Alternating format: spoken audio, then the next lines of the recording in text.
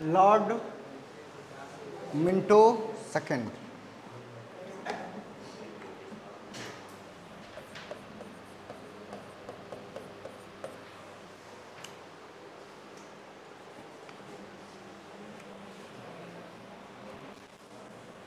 चलिए, इनका क्या काम होगा मुख्य रूप से। इससे पहले लॉर्ड कर्जन थे। लॉर्ड कर्जन के काउंसिल में एक व्यक्ति थे किचनर, वो आर्मी के ऑफिसर्स थे।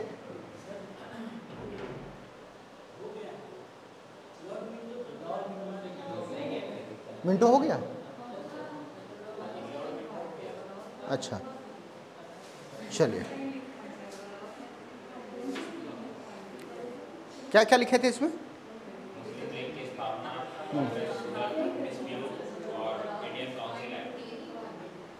ठीक,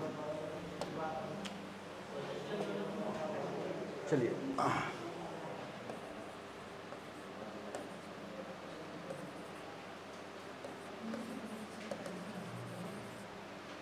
लॉर्ड हार्डिंग्स, ये हो गया था।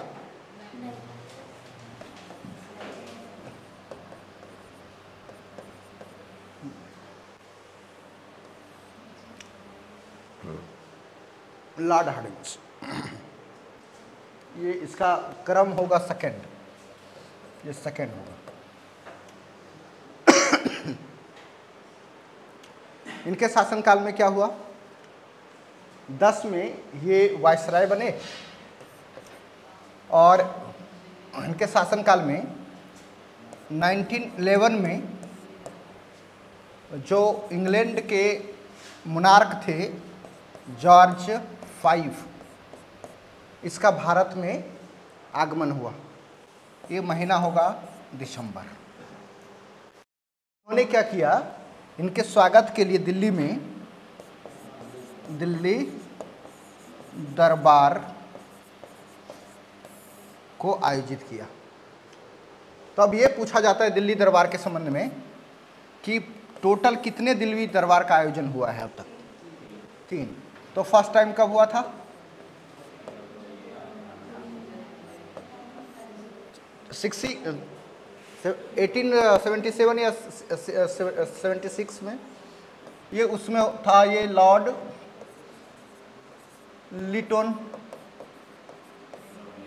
लिटन था इसमें। कौन आए थे इसमें? तो महारानी विक्टोरिया ही आई थी। क्यों विक्टोरिया आई थी? उन्हीं के स्वागत के लिए दिल्ली दरबार आयोजन हुआ था। सेकेंड टाइम में हुआ था 1903 में, लॉर्ड कर्जन के समय में, जब वेल्स के प्रिंस आए थे कनॉट, ठीक है, प्रिंस ऑफ वेल्स, तो कनॉट, उसके स्वागत के लिए दिल्ली में हुआ था। और थर्ड में कौन आए? जॉर्ज 5 जो है, जॉर्ज पंचम जिसको बोला जा रहा है, वह दिल्ली आए और दिल्ली में इनके स्वागत के लिए भव्य दरबार का आयोजन किया गया, ठीक है। और यहाँ पे कई मुद्दे पर डिस्कस होना था, कई डिसीजन लेना था। जैसे कि आप देखेंगे बंगाल का डिवीज़न या पार्टीशन कब हुआ? 1905 में। इसके बाद ये जो रीज़न बताया लॉर्ड कर्जन ने, कहा कि हम एडमिनिस्ट्रेशन को आसान करने के लिए हम डिवीज़न कर रहे हैं, लेकिन वहाँ पे सीधा दिख रहा था कि ये एडमिनिस्ट्रेशन के लिए नहीं, बल्कि ये सीधे कम्युनल डिवीज़न है, यानी सांप्रदायिक आधार पर बंटवारा है। तो इसका बताया जाता है कि क्यों ये बंगाल का पार्टीशन किया। तो इसके बारे में बताया जाता है कि बंगाल पूरा रेवोल्यूशनरीज एक्टिविटीज़ का सेंटर बनता जा रहा था। नहीं, अनुशीलन समिति यहाँ पर एक्टिव था और उसके जितने भी कोई अलायंस जैसे संगठन था, जैसे युगांतर पार्टी हो गया, उसी का एक एजेंसी था अनुशीलन समिति का। तो इस प्रकार से बंगाल की राजधानी कलकत्ता के इर्द गिर्द ही ये सारी चीज़ें, यानी रेवोल्यूशनरी एक्टिविटीज उभर करके सामने आ रही थी। तो एक प्रेशर ये था इन लोगों को कि जो बंगाल जो कैपिटल अभी तक था ब्रिटिश इंडिया का, उसका कैपिटल अब ट्रांसफ़र करके कहाँ बनाया जाए? दिल्ली, क्योंकि ऑलरेडी वो कैपिटल रह चुका था मुगलों का, दिल्ली सल्तनत के अधीन। इस वजह से कोई ज़्यादा दिक्कत नहीं थी, वहाँ से पहले से इंफ्रास्ट्रक्चर मौजूद था। नहीं, जैसे लाल किला था वहाँ पे, इसके अलावा भी बहुत सारा वहाँ पे सुविधा था जिसको कि आसानी से उसको ज़्यादा खर्च भी नहीं करना होता। जैसे कि बंगाल में बनाया उन्होंने, विक्टोरिया पैलेस वगैरह सब बनाया था लॉर्ड कर्जन के समय में, तो वहाँ पे ज़्यादा खर्च भी नहीं था। तो इसी दिल्ली दरबार में कैपिटल ट्रांसफ़र के लिए भी बात हुई, कलकत्ता से कहाँ, दिल्ली। और इसी बंगाल के डिवीज़न को रद्द करने के लिए, उसको एबोलिश करने के लिए यहाँ पे काफ़ी प्रेशर बन रहा था। तो बंगाल विभाजन को इसी समय क्या किया जाएगा, रद्द भी किया जाएगा, नहीं। और साथ ही साथ बिहार के एक बहुत बड़े नेता थे जिसका नाम था सच्चिदानंद सिन्हा। इन्होंने लॉर्ड कर्जन का जो रीजन जो बताया था कि एडमिनिस्ट्रेशन को आधार बना करके हमने एडमिशन बेसिस पर हमने क्या किया है, इसका डिवीज़न किया है, किसका, बंगाल का। तो इन्होंने कहा कि सही किया आपने, वो वाला उसको रद्द करो, रिजेक्ट करो जो आपने किया है, और बंगाल से बिहार को अलग करो, क्योंकि बिहार का हिस्टोरिकल बैकग्राउंड रहा है। और आप खुद इसको बंगाल के जो क्या नाम है उसमें के इमीडिएट जो नवाब थे सुजाउद्दीन, उन्होंने 1733 में बंगाल को बिहार को बंगाल से मर्ज किया था। नहीं, उससे पहले बिहार तो सेपरेट था, अलग था। और यहाँ तक कि मुगलों का शेरशाह सूरी के अंतर्गत बिहार एक सूबा के रूप में भी जाना जाता था। नहीं, तो बिहार जब सूबा था तो फिर से बिहार सूबा को आप जो है फ्री कर दो, एक ऑटोनोमस बिहार बना दो। आप इसको क्यों अंदर रखते हो बिहार का? और भी इन्होंने काफ़ी रेफरेंस दिया, वैदिक काल से लेकर के महाजनपद काल से लेकर के मिडाइवल और मॉडर्न सब चीज़ बताया। क्या आप तो खुद जो है जब इलाहाबाद की संधि किया था आपने, तो रेवेन्यू कलेक्शन के लिए बिहार में अलग से रेवेन्यू कलेक्टर आपने अपॉइंट किया था, नाम क्या था उसका, राजा सीताब राय। और आपने तो एक और जो है इसका सेपरेट जो है रेवेन्यू ऑफिस बनाया था मुर्शिदाबाद के बाद पटना में। तो ये सारे बेसिस के आधार पर 3 यहाँ पे काम हुआ। पहला काम क्या हुआ कि कैपिटल का ट्रांसफ़र हुआ, लिखते जाना है सबका। दिल्ली दरबार लिख लिया है ना, 12 दिसंबर 1911, किसके आगमन के अवसर पर, जॉर्ज पंचम। दिल्ली दरबार 3rd का आयोजन 12 दिसंबर 1911 जॉर्ज पंचम के आगमन पर। चलिए ठीक है, इसमें 3 काम क्या हुआ। पहला हुआ बंगाल विभाजन का रद्द करना,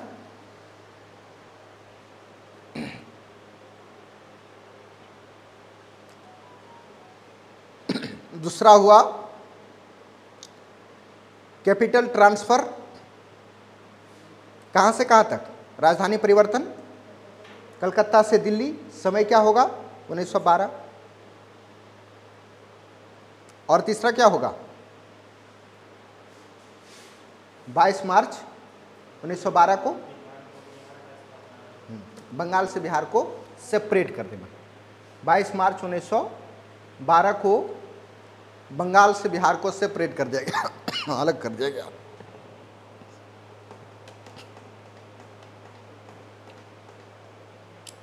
क्या है?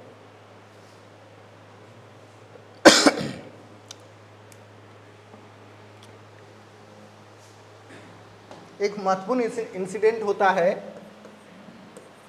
Delhi bomb incident. ये तारीख होगा 23 दिसंबर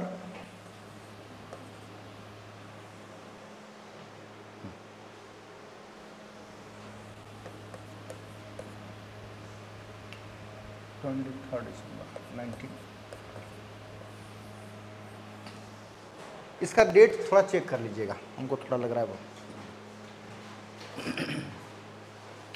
कहाँ पूजा, कहाँ पे चल रहा था तुम्हारा वॉकिंग, कहाँ चल रहा था वॉकिंग टॉकिंग? अच्छा, टॉकिंग नहीं चल रहा था, वॉकिंग चल रहा था। तो यहां पे क्या होगा बॉम्ब कांड में? लॉर्ड हार्डिंग इन्होंने कहा कि कलकत्ता से हम राजधानी कैपिटल ट्रांसफर करके कहां बनाएंगे? दिल्ली।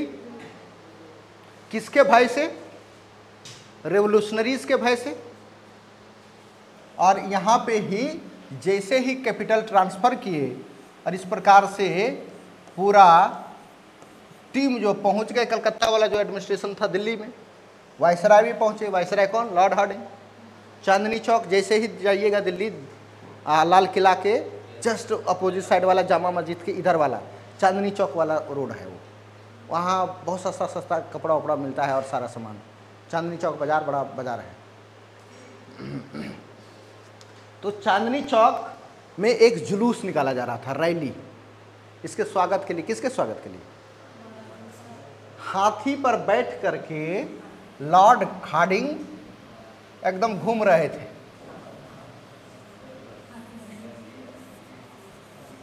कर लीजिए इसे, ठीक है। ऐसे कैसे कर तू, मोटा मोटी हो गया स्ट्रक्चर। और कुछ एक ही लाइन में बिना कलम उठा के अभी कर दिए। इस पे घूम रहे थे, रैली में चल रहे थे। खुदीराम बोस अनुशीलन समिति के एक एक्टिव मेंबर हैं। बाल मुकुंद, अमीर चंद, अवध बिहारी, इन्होंने बम फेंक दिया हाथी पर ही कि तुम जिस भय से कैपिटल चेंज किया, तुम क्या यहाँ सुरक्षित हो? तुम वायसराय है, तुमको मारेंगे हम। बम फेंक दिया। हाथी की डेथ, इसको चलाने वाले यहाँ जो पिलीमान था वो मावत, उसकी डेथ। ये बेचारे गिरकर बड़ा इंजर्ड हो गए भारी तरीके से। इस बम कांड में 4 लोगों को फांसी हुई थी, जिसमें बाल मुकुंद था, अवध बिहारी था, अमीर चंद था और एक और कौन था? ये चारों का हमने सब डिटेल से पढ़ाया हुआ है, उसमें जाके चेक कर लीजिएगा, ठीक है। उसमें रास बिहारी बोस और एक और व्यक्ति थे, वो भाग गए थे, जापान चले गए थे। जापान होते हुए चले गए न्यूयॉर्क। न्यूयॉर्क में सैन फ्रांसिस्को में रास बिहारी बोस ने लाला हरदयाल, कांसीराम, ये क्या नाम था, हाँ, सोहन सिंह भाखाना, बरकतुल्ला खां, इन सारे लोगों के मदद से गदर पार्टी की इस्टेब्लिशमेंट कर दिया अमेरिका में। तो ये सारा इसी समय हुआ है, ठीक है।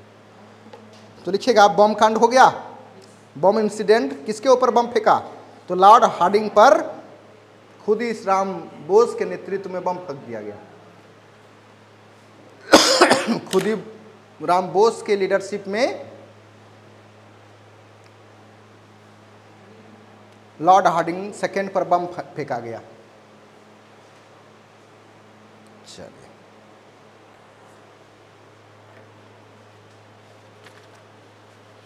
इतना ही कांड इसमें होगा और क्या महत्वपूर्ण होगा? इसका टाइम पीरियड क्या था हार्डिंग का? 16 तक था। अगला आ जाएगा लॉर्ड चेम्सफोर्ड।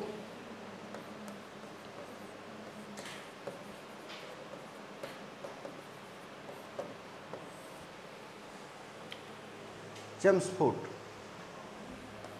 1916 से इसका 21 तक रहेगा, 21 तक।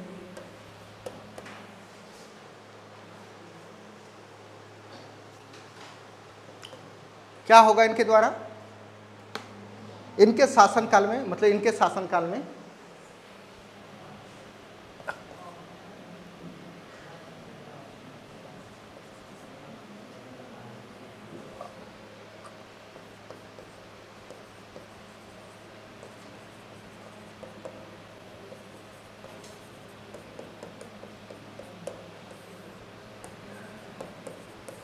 नहीं होगा। लखनऊ सेशन ऑफ आईएनसी, यानी कांग्रेस का लखनऊ अधिवेशन।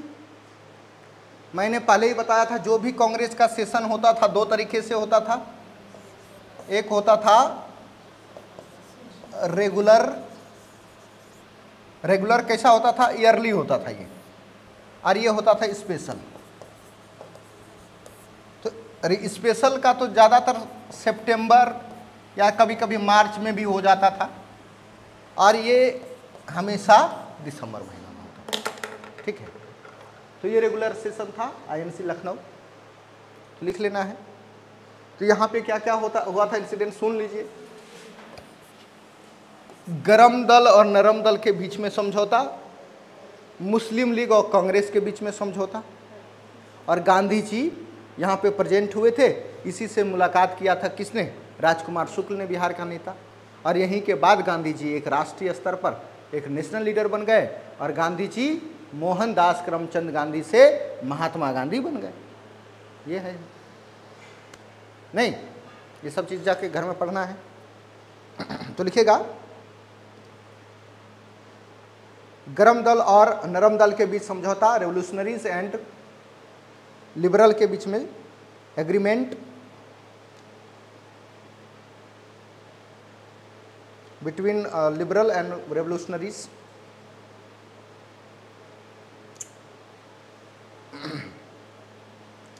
हो गया। और मुस्लिम के लीग के साथ भी होगा, तो वही चीज़ यहाँ पे दोहरा देंगे, मुस्लिम लीग और कांग्रेस के बीच में समझौता।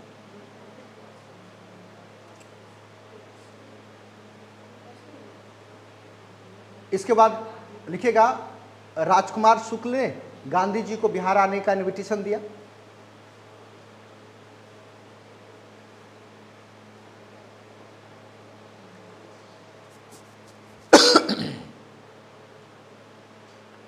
राजकुमार शुक्ल ने गांधी जी को बिहार आने का निमंत्रण दिया। हो गया।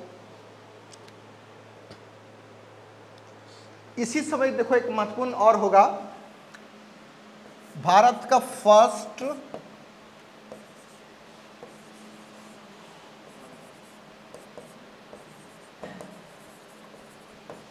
यूनिवर्सिटी स्टेब्लिश होगा,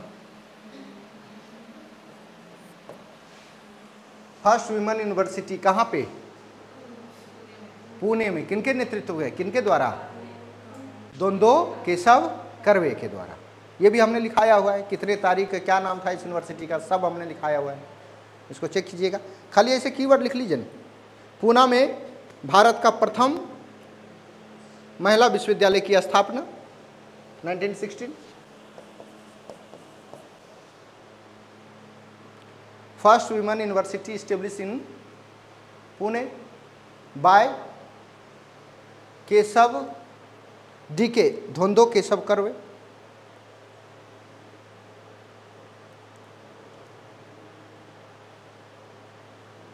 स्टेब्लिश्ड इन पुणे। चलिए, और इसमें क्या होगा? इस समय देखो एक महत्वपूर्ण एक्टिविटी होगा,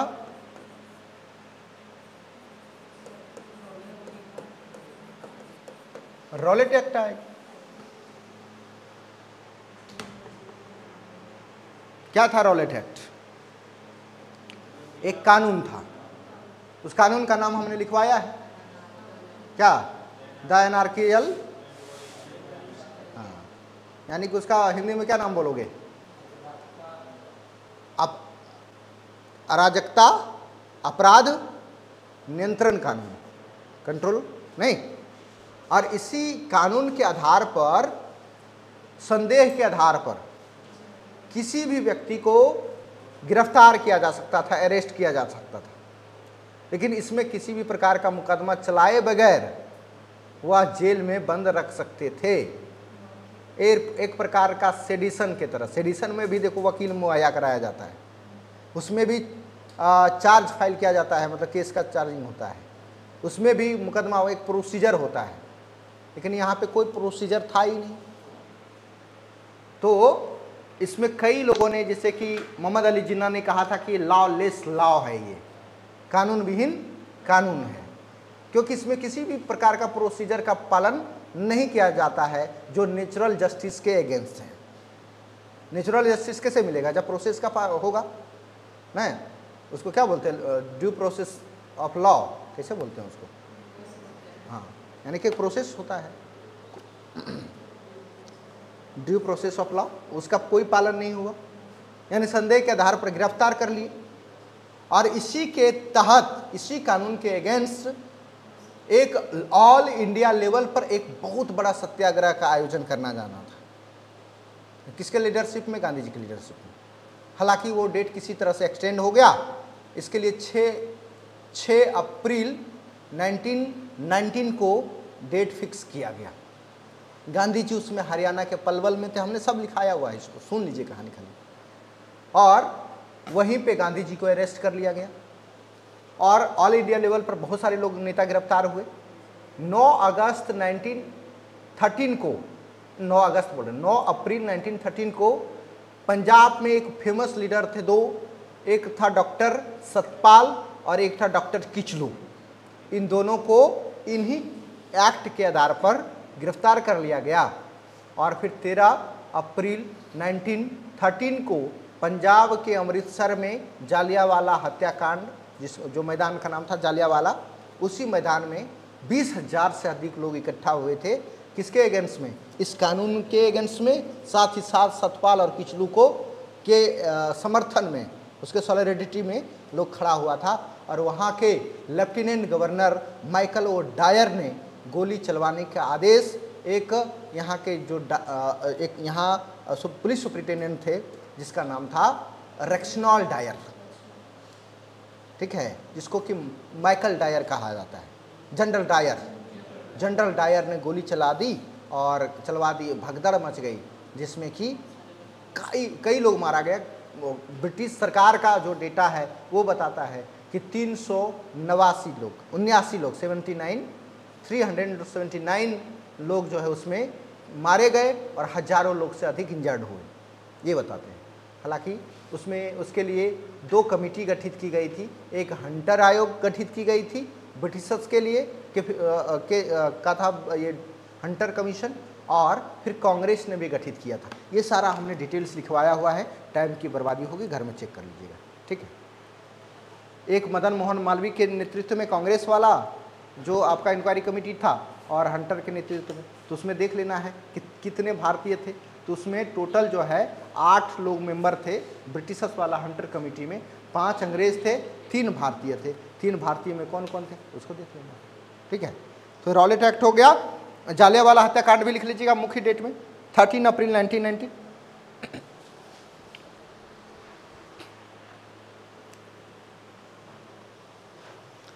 जालियांवाला बाग इंसिडेंट 13 अप्रैल 1919। और इन्हीं सब के अगेंस्ट में, हालांकि इसी समय देखिएगा आपका आएगा मंटेग्यू चेम्सफोर्ड। हेलो, हाँ राहुल जी बोलिए। हाँ गुड इवनिंग। कहाँ कुछ पता चला है हमको?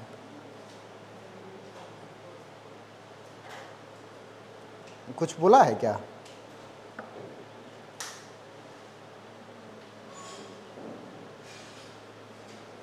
हाँ, तो किससे? शुभम से बात किया था आपने? तो उसको प्रेशर नहीं दिए कि वो तो अंदरी बारी वाला काम कर रहा है।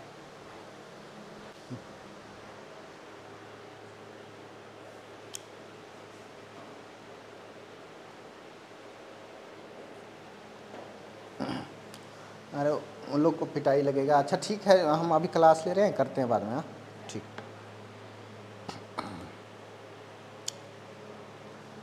चलिए। इसी समय आपका देखिएगा इंडियन गवर्नमेंट एक्ट 1919 आएगा, जिसको कि मॉन्टेग्यू चेम्सफोर्ड कहा जाता है एक्ट, लिख लीजिएगा। मॉन्टेग्यू चेम्सफोर्ड अधिनियम 1919, मॉन्टेग्यू चेम्सफोर्ड अधिनियम एक्ट, इसी समय। अगला लिख लीजिएगा गांधी जी का खिलाफत और असहयोग आंदोलन, Khilafat movement and non cooperation movement of Gandhi ji, Khilafat movement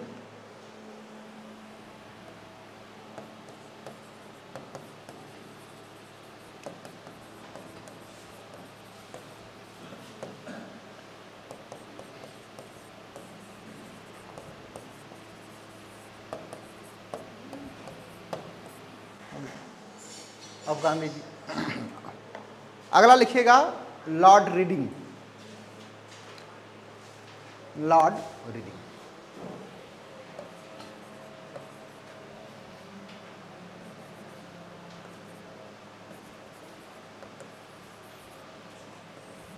कई जगह पर ऐसे भी लिखता है, लिखिए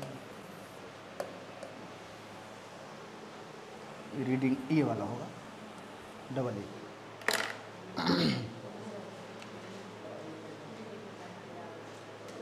चलिए इसका टाइम लिख लीजिएगा 1921 से 26। क्या होगा इसके समय में? इसके समय में नॉन कॉपरेशन एनसीएम सीधा लिख सकते हैं इसको, एनसीएम नॉन कॉपरेशन मूवमेंट को क्या कर लिया जाएगा? रोल बैक कर लिया जाएगा, नहीं वापस ले लिया जाएगा। चौरा चौरी कांड इसी के समय में होगा। तो सब सिर्फ लिखते चले जाइए। अच्छा ये देखिए, पहले चौरा चौरी कांड होगा तो कितने तारीख को चौरा चौरी कांड होता है? चौरी चौरा इंसिडेंट 5 फरवरी 1922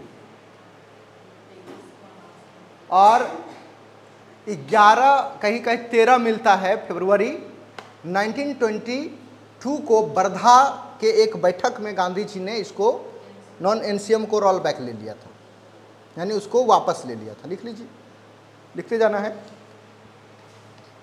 11 या 13 फरवरी 1922 को गांधी जी वर्धा के कांग्रेस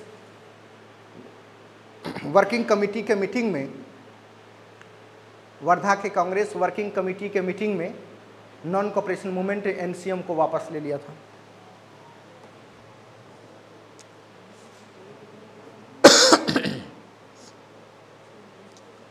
चलिए इससे पहले यदि देखेंगे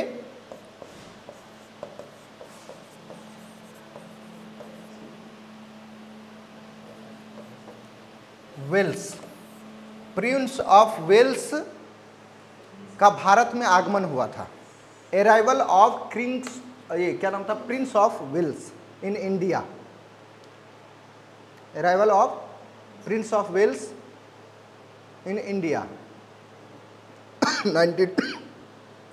इन 1921। जिसके लिए भी हमने बताया है कि बाइकआउट किया गया था नेशनल लेवल पर, कितने तारीख को, बिहार में कब किया गया था, ये सब हमने बताया हुआ है।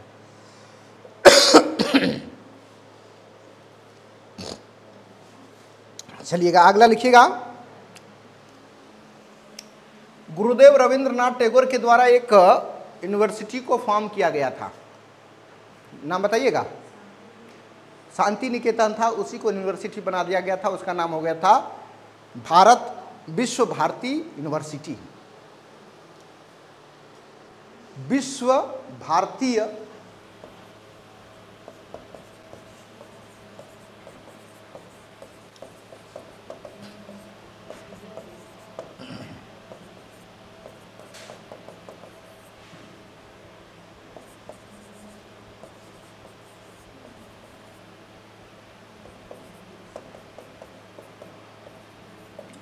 विश्व Bharati university formed by Rabindranath Tagore in 1922। विश्व भारती यूनिवर्सिटी रविंद्रनाथ टैगोर के द्वारा स्थापित किया गया था।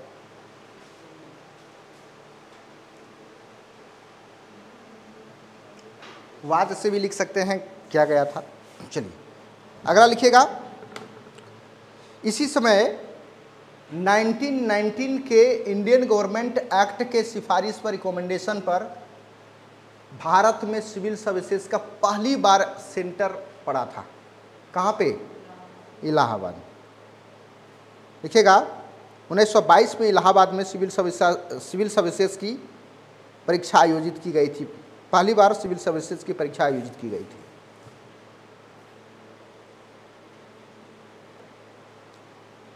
लिखिएगा इलाहाबाद में पहली बार सिविल सर्विसेज की परीक्षा 1922 में आयोजित की गई थी।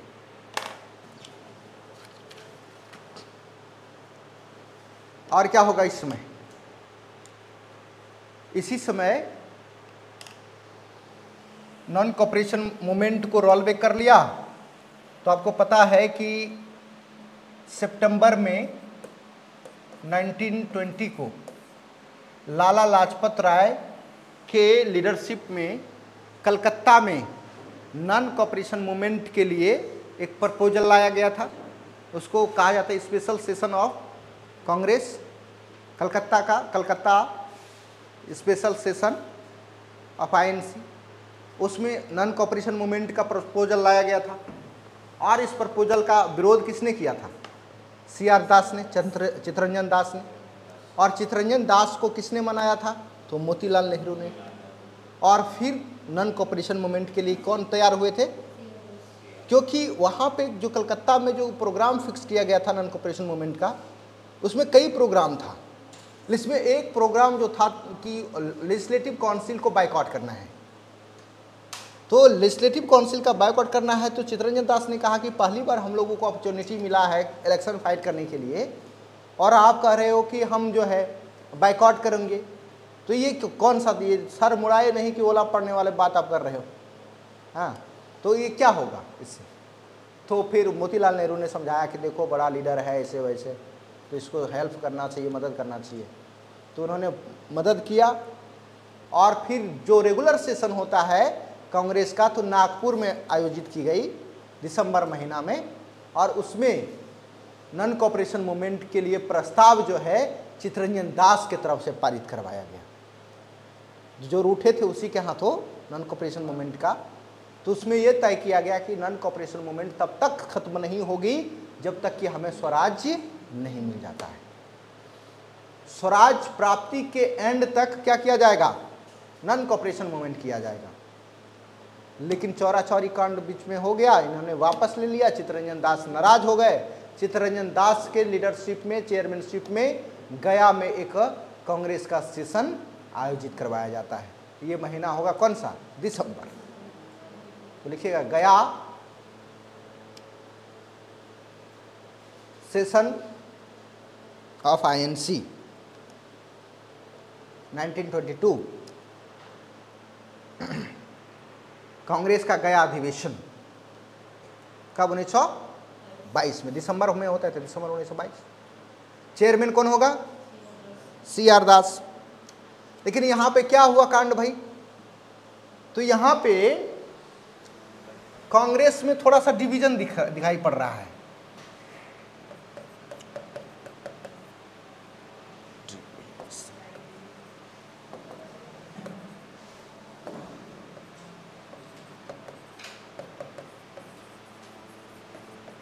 क्या डिवीजन है?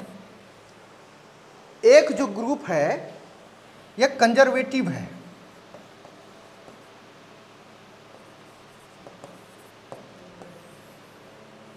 और ये चाहते, जिसको कह रहे हैं अपरिवर्तनवादी।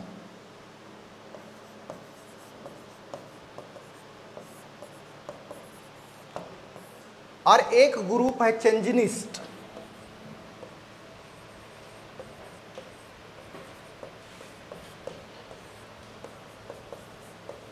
परिवर्तनवादी। तो अब ये बताना है कि इधर वाला में कौन नेता है, इधर वाला में कौन नेता है।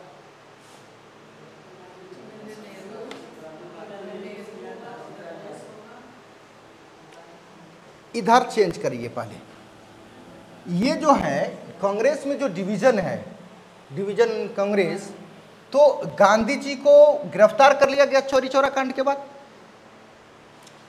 और गांधी जी और बड़े बड़े नेताओं को और गिरफ्तार कर लिया गया। जब गांधी जी गिरफ्तार हो गए तो असहयोग आंदोलन का कार्यक्रम, जो प्रोग्राम था, वो कंटिन्यू चलता रहेगा या तो उसको भी बंद कर दिया जाएगा। तो यहाँ पे कांग्रेस में दो धड़ा बट गए। कुछ लोग मान रहे थे कि नहीं, गांधी जी ने जो कहा है कि स्वराज के एंड तक असहयोग नॉन कोऑपरेशन मूवमेंट चलता रहेगा, एज इट इज हम लोग चलाते रहेंगे। कौन कौन आदमी है इसमें? तो सरदार पटेल, कौन होंगे? राजेंद्र प्रसाद, अबुल कलाम आजाद, इसी टाइप के लोग, एन अंसारी, अब्दुल गफर खान, जो गांधी जी के एकदम आइडियल मानने वाले लोग, फॉलोअर टाइप के लोग, जो गांधी जी ने बोल दिया तो बोल दिया, यही डर। इन्होंने कहा यार गजब कर रहे हो, तुम लोग चलाते रहो ना, लेकिन हम लोग को लेजिस्लेटिव काउंसिल में पार्टिसिपेट करना है, हमें जाना है। तो CR दास, मोतीलाल, ये तो जाना ही था इनको। क्यों? क्योंकि इन्होंने ही समझाया था इनको। इन्होंने कहा कि हम बोले थे ना मोतीलाल नेहरू जी ये गड़बड़ करेगा, किया, तो चलिए अब हम लोग चुनाव में भाग लेते हैं। तो इसी मुद्दे पर जो है गया में जो बैठक थी कांग्रेस की, इसी के ऊपर एक प्रपोजल लाया गया, प्रस्ताव लाया गया। क्या करना चाहिए? स्वराज मूवमेंट को एक्सटेंड करना चाहिए इसी तरह से जिस तरह से गांधी जी ने बोला था, या तो उसमें कुछ परिवर्तन किया जाना चाहिए। तो कंजर्वेटिव टाइप के ये लोग रह गए कि गांधी जी जो ने कहा, गांधी जी ने जो कहा उसी को पालन करना है। इन्होंने कहा कि नहीं, हम लोगों को लेजिस्लेटिव काउंसिल में पार्टिसिपेट करना चाहिए इलेक्शन में। नहीं, कौन सा वाला? ये अंसारी है, अंसारी, अब्दुल गफर खान, उसी तरह से गांधी जी के जो भक्त टाइप के नेता है उसका सबका नाम ले लीजिए।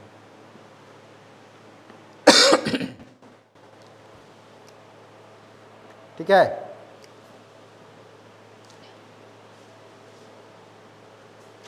प्रपोजल में सहमति नहीं बन पा रही थी कि क्या करना है। वहां पे वोटिंग कराया गया, रेफरेंडम करा लो यहाँ पे जितने भी लोग हैं। जैसे ही वहां पे कराया गया तो ज़्यादातर गांधी जी के सपोर्टर ही निकल गए, यानी कि भारी बहुमत से चित्तरंजन दास डिफीट हो गए उस प्रपोजल में। जब भारी बहुमत से हार गए तो इन्होंने कांग्रेस को रिजाइन कर दिया। रिजाइन करने के बाद फिर क्या हो गया, उन्होंने एक नई पार्टी बनाई। कौन पार्टी? स्वराज पार्टी। तो लिख लो,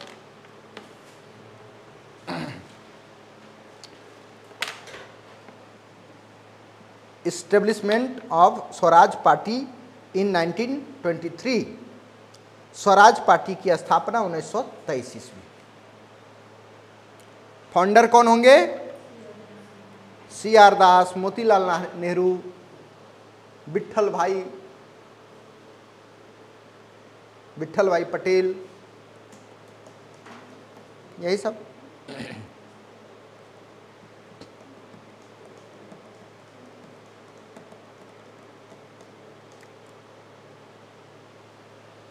गवर्नर का कितना दिन तक कार्यकाल है?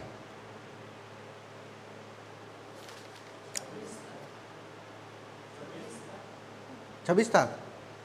तो इसी बीच में चित्तरंजन दास की मृत्यु भी होगी। तो लिखिए, चित्तरंजन दास की मृत्यु 1925।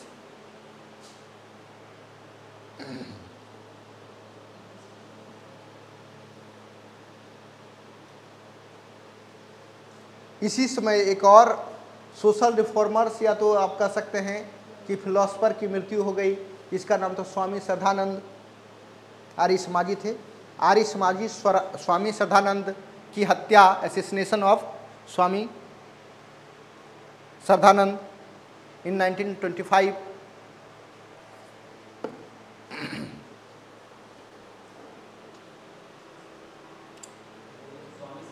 स्वामी श्रद्धानंद की हत्या 1925।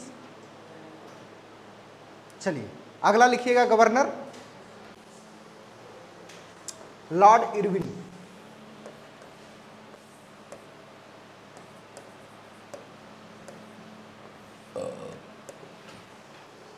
इरविन, इसका टाइम पीरियड लिखिएगा 1926 से 31।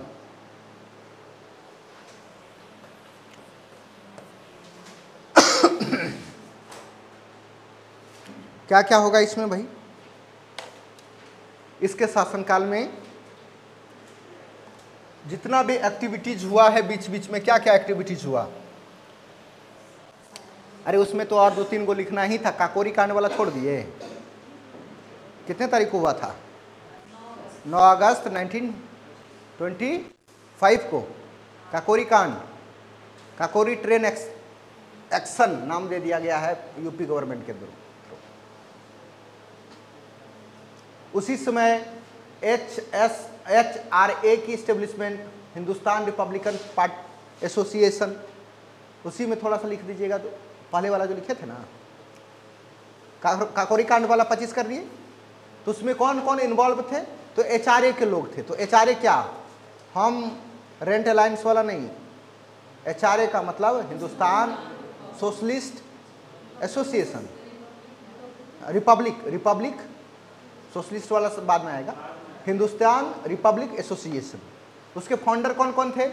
तो उसके फाउंडर थे सचिंद्र नाथ सन्याल, चंद्रशेखर आज़ाद, अशफाक उल्ला खां, रोशन सिंह, ये सारे जितना भी इन्वॉल्व थे इसमें काकोरी कांड में, बस है। तो ये सारे बड़ा डिटेल से हमने लिखवाया है, घर में जाके आप चेक कीजिएगा, ठीक है। ऐसे एक और मैंने बताया था, HRA हो गया, ठीक है। अगला इरविन में ये सारा इंसिडेंट, तो यहाँ पे क्या क्या इसके शासनकाल में इंसिडेंट हो चुका है। नॉन कॉपरेशन मूवमेंट इससे पहले हो चुका था, NCM। इसके बाद चौरी चौरा कांड हो गया था, इंसिडेंट।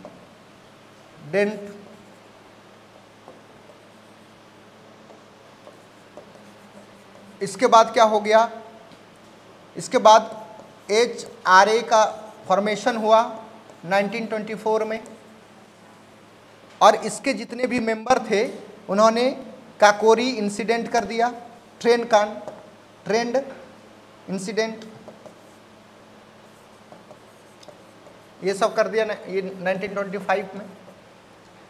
इसके वजह से ब्रिटिश सरकार काफ़ी प्रेशर में आ गए, और जब 1919 का इंडिया गवर्नमेंट एक्ट आया था, उसमें कहा गया था कि अगला जो एक्ट आएगा 10 साल में आएगा, और इस 10 साल में जो भी एक्ट आएगा इसके लिए एक लॉ कमिटीज़ गठित की जाएगी, उस लॉ कमिटी के रिकमेंडेशन पर ही अगला अधिनियम आएगा।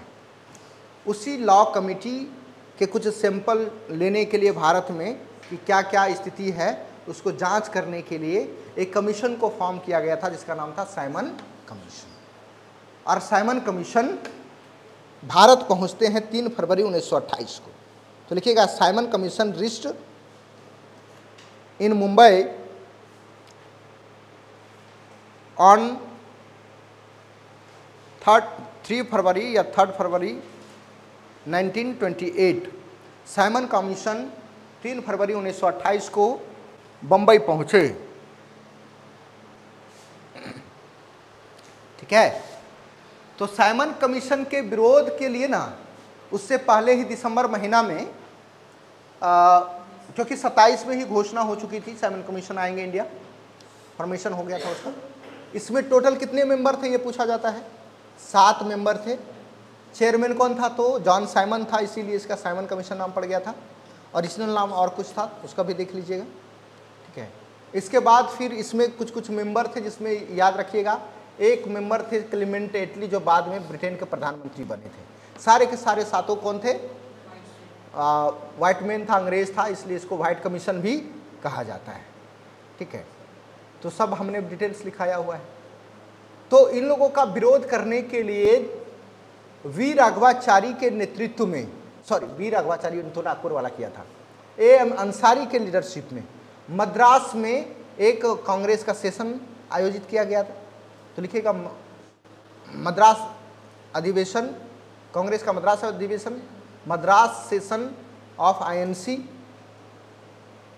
मद्रास सेशन ऑफ INC कब? 1927 दिसंबर महीना। AM अंसारी होंगे उसके चेयरमैन, अंसारी। और वहाँ पे क्या प्रपोजल लाया गया था कि हमको साइमन कमीशन का क्या करना है? बायकॉट करना है। प्रपोजल आया गया था boycott of Simon commission, Simon commission को विरोध करना है, साइमन कमीशन का विरोध करना है, बायकॉट ऑफ साइमन कमीशन। और इसी वजह से जब 28 में 3 फरवरी को साइमन कमीशन बम्बई पहुंचा, तो भारत के सभी जगह पे बायकॉट किया गया। किसका? साइमन कमीशन का। उत्तर प्रदेश में भी लखनऊ में किया गया, लखनऊ में जेबी पंत और जवाहरलाल नेहरू को खूब पीटा गया अंग्रेजों के द्वारा, खूब मारा, उनको तोड़ दिया पकड़ के। इसी प्रकार से लाहौर में भी बैकआउट किया गया और लाहौर में इसी मतलब विरोध प्रदर्शन में लाला लाजपत राय को डंडा मार दिया गया 30 तारीख को, है ना, 30 अगस्त था महीना में, क्या 1928 को। और फिर बाद में अगले महीना में इनकी नवंबर में शायद 18 तारीख को इनकी मृत्यु हो गई। और इसी का बदला लेने के लिए 18 दिसंबर 1930 ईस्वी को 29 ईस्वी को 18 दिसंबर 1828 ईस्वी को सॉरी, लाहौर में एक भगत सिंह, बटुकेश्वर दत्त, क्या नाम था, और इनके साथ में राजगुरु, इन सारे लोगों ने जो इसके एक्यूज थे, दोषी थे, मतलब डंडा चलवाने का जो आदेश दिया था, वो थे एसपी साहब, एसपी थे, पुलिस सुप्रिंटेंडेंट, उसका नाम था स्कॉट ने डंडा चलाने के लिए आदेश दिया था। भगत सिंह और उसके मित्र लोगों ने उसी स्कॉट को मारने का प्लानिंग किया था, लेकिन ये प्लानिंग सफल नहीं हुआ क्योंकि ये गलती से दूसरे को पीट दिए, जिसका नाम था डिप्टी पुलिस सुप्रिंटेंडेंट, नाम था हंटर को मार करके इन लोगों ने हत्या कर दी, और इसी को कहा गया लाहौर इंसिडेंट या लाहौर कांड, या तो उसको सैंडर्स कांड भी कह सकते हैं। हंटर बोल रहे थे, सैंडर्स कांड, सैंडर्स इंसिडेंट या एसिनेशन ऑफ सैंडर्स की हत्या कांड कब हुआ था? लिख सकते हैं 18 दिसंबर 1928 ईस्वी। क्यों हुआ था? क्योंकि इसके जो पुलिस सुप्रिंटेंडेंट थे स्कॉट, उन्होंने लाला लाजपत राय मतलब पर डंडा चलवा दिया था, जिससे उनकी मृत्यु हो गई थी, लाठी चार्ज करवाया था, ठीक है, लाला लाजपत की मृत्यु। चलिए अगला आप लिखोगे, ये वाला घटना होने के बाद एक सेंट्रल लेजिस्लेटिव में 2 बिल लाया गया। बिल समझते हैं ना, चूहा वाला बिल नहीं, बिल मतलब कानून से पहले एक स्टेप। एक बिल था पब्लिक सेफ्टी बिल और एक था ट्रेड डिस्प्यूट बिल। इन दोनों को विरोध करने के लिए बटुकेश्वर दत्त और भगत सिंह, चंद्रशेखर आजाद ने दिल्ली में लेजिस्लेटिव असेंबली में बम फेंक दिया, सेंट्रल लेजिस्लेटिव असेंबली में, जिसको केंद्रीय विधानसभा कहा जाता है। हालांकि कुछ हिस्टोरियन बताते हैं कि उस समय विट्ठल भाई पटेल जो इस सेंट्रल लेजिस्लेटिव असेंबली के चेयरमैन थे, वह ट्रेड डिस्प्यूट के ऊपर भाषण दे रहे थे, लेकिन कुछ लोग बोलते हैं कि खाली कमरा था, इसलिए वहाँ पे ज़्यादा कुछ नुकसान नहीं हुआ, लेकिन उन्होंने कुछ पम्पलेट वगैरह भी फेंका था, उसमें लिखा था कि हम बहरे कानों को आवाज़ देना चाहते हैं। इस प्रकार से यहाँ पर भगत सिंह, राजगुरु, चंद्रशेखर आज़ाद तो भाग गए, लेकिन और सारे मेंबर गिरफ्तार हो गए। गिरफ्तार होने के बाद इसको इस कांड पर नहीं दिया जा सकता था फांसी, क्योंकि इसमें किसी का नुकसान तो हुआ नहीं था। ये आप ज़्यादा से ज़्यादा कुछ वर्ष तक इसको कारावास कर सकते थे, लेकिन इसको फांसी की सज़ा इस केस पर नहीं दे सकते थे, इसलिए चार्ज लगाया गया कि कौन सा, सैंडर्स इंसिडेंट या लाहौर इंसिडेंट के आधार पर भगत सिंह, राजगुरु और सुखदेव को फांसी की सज़ा दी गई। कितने तारीख को? 23 मार्च 1900 हो गया, तो लिखो। तो ये सब हमने सिर्फ ऐसे याद करवा दिया कि अभी सुन लो, घर में जाके पढ़िएगा, ये सब लिखाया हुआ है, नहीं तो फिर पता चलेगा कि फिर से हिस्ट्री हम पढ़ना स्टार्ट करें, लिखवाना स्टार्ट करेंगे तो फिर से हिस्ट्री नहीं हो जाएगा। चलिए तो यहाँ पे लिख सकते हैं दिल्ली के सेंट्रल असेंबली पर बम कांड 1929, दिल्ली सेंट्रल असेंबली बम कांड, बम इंसिडेंट 1929। अगला लिख सकते हैं 29 में ही एक इंसिडेंट लाहौर में और हो गया। लाहौर के जेल में एक व्यक्ति जर्नलिस्ट उसमें कैद थे, वहाँ बंद थे, तो उसका नाम था जतिन दास ने हंगर स्ट्राइक कर दिया 64 डेज का। रीज़न क्या था इसके पीछे? क्योंकि ये चाहते थे जितने भी रेवोल्यूशनरीज लोग जो हैं जिसको गिरफ्तार किया गया है उसको आम जो प्रिजनर हैं, कैदी हैं, उससे थोड़ा सा सेपरेट किया जाए, क्योंकि चोर डकैतों के साथ तो उसको रखा जा रहा है। ये हम लोग देश के आज़ादी के लिए लड़ाई लड़ के हम आए हैं जेल में, और चोरों के साथ हमको और उसी के साथ जेल में डाल देगा, उसी कोठरी में उसी की तरह हमारे साथ भी ट्रीट किया जाएगा, खाना दिया जाएगा। तो क्या चोरों में और हमारे में क्या फ़र्क रह गया? जो जेल में है तो क्या सब चोर ही डकैत थोड़ा ना है? तो हम लोग अच्छे नेक काम के लिए ना जेल में आए हैं। इसी के लिए इन्होंने कहा था कि पॉलिटिकल जो है इम्प्रिजनर का जो है हमें दर्जा दिया जाए। इसी वजह से इन्होंने हंगर स्ट्राइक कर दिया। कितने दिनों का? 64 दिन थे, लेकिन कोई रिफॉर्म्स नहीं किया। इनकी मृत्यु हो गई 64 दिन के बाद। तो लिख सकते हैं 13 जुलाई 1929 को लाहौर जेल में 13 जुलाई 1929 को लाहौर के जेल में जतिन दास की 64 दिन के भूख हड़ताल के बाद मृत्यु हो गई। 13 जुलाई 1929 को लाहौर जेल में जतिन दास की 64 दिन के भूख हड़ताल के बाद उनकी मृत्यु हो गई।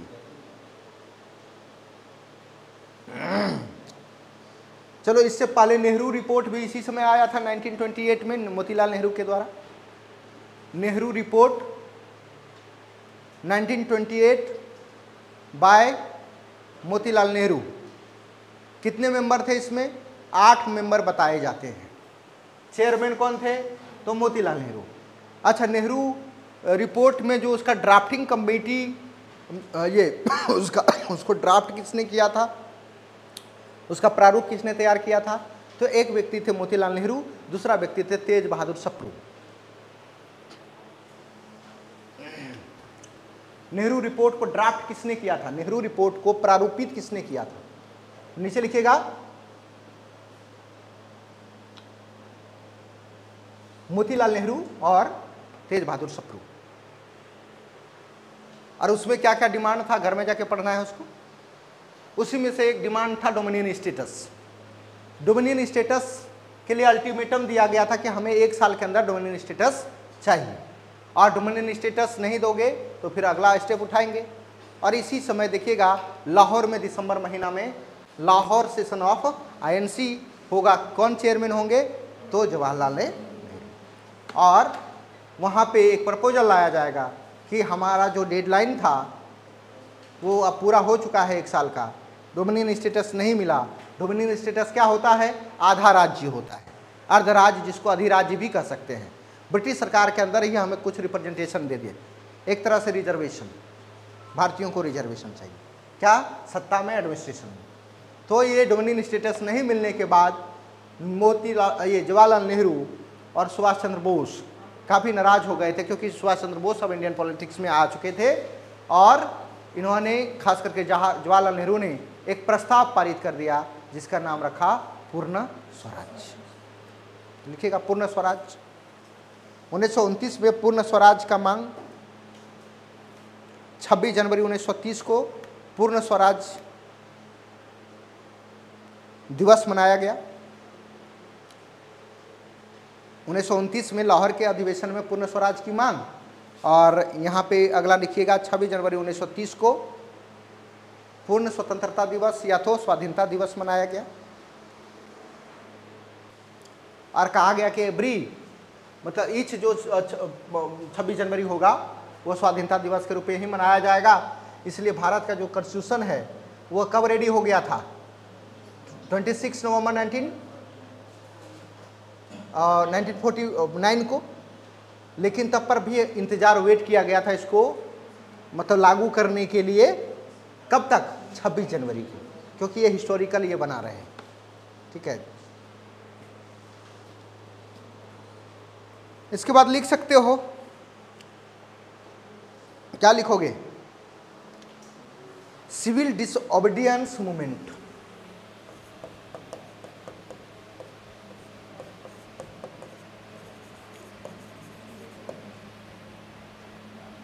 सिविल डिसओबीडियंस कैसे लिखता है जी? सिविल डिसओबीडियंस, हाँ, मूवमेंट। ये कब होगा? सिविल डिसोबीडियंस यानी सविनय अवज्ञा आंदोलन नहीं, ये होगा 12 बोल रहे हैं 6 अप्रैल 1930। कहाँ पे? दांडी से। तो भाई दांडी है तो नमक सत्याग्रह क्या था? तो नमक सत्याग्रह क्या था? सविनय अवज्ञा के लिए एक प्रोग्राम था। जैसे यह है सिविल डिसिडियम और इसी में क्या है, एक थोड़ा सा नमक सत्याग्रह। ठीक है, तो नमक सत्याग्रह कब होगा? तो 12 मार्च 1930 को। कहां से? तो साबरमती। साबरमती कहां से कहां तक चलेगा? दांडी तक चलेगा। कितना दूरी होगा? तो 389 किलोमीटर होगा और माइल्स में निकाला जाए 240 माइल्स। कितने दिन का सफर लगेगा? 24 दिन का सफर लगेगा। कितने इसमें रिप्रेजेंटेटिव थे? तो 78 थे। बिहार से कौन था? थे कारो बाबू या गिरधर चौधरी, उसी का नाम था कारो बाबू या गिरधर चौधरी, गिरधर चौधरी, गिरवरधारी चौधरी। ठीक है, तो ये सारा चीज़ें हैं आपका, हमने लिखवाया हुआ है।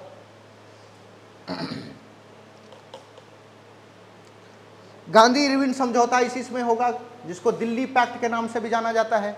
गांधी इरविन एग्रीमेंट कब होगा? कितने तारीख को होगा? तो ये होगा, कितने तारीख को होता है? 5 मार्च होता है। मार्च है 5 मार्च की 5 फरवरी है, मार्च 1931।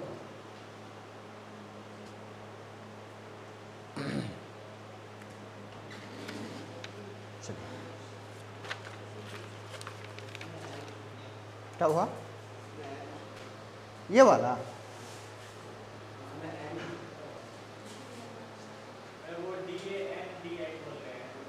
अच्छा, वो कोई दिक्कत नहीं है इसमें, आप समझ गए कि नहीं? इसमें क्या दिक्कत है?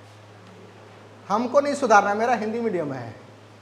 अरे आपको बता दे रहे हैं बस, चलो थोड़ा बहुत हिंदी में मेरा जो है ना शुद्धता काफ़ी उच्च लेवल का है। अब थोड़ा सा प्रयास कर रहे हैं अंग्रेजी पढ़ाने का। चलो ठीक, चलिए तो तीनों गोलमेज सम्मेलन यही होगा, तो लिख लीजिए फर्स्ट, सेकंड, थर्ड। तो फर्स्ट वाला कब होगा? तो 12 नवंबर से स्टार्ट हो जाएगा। 12 नवंबर 1930 से कहाँ पे होगा?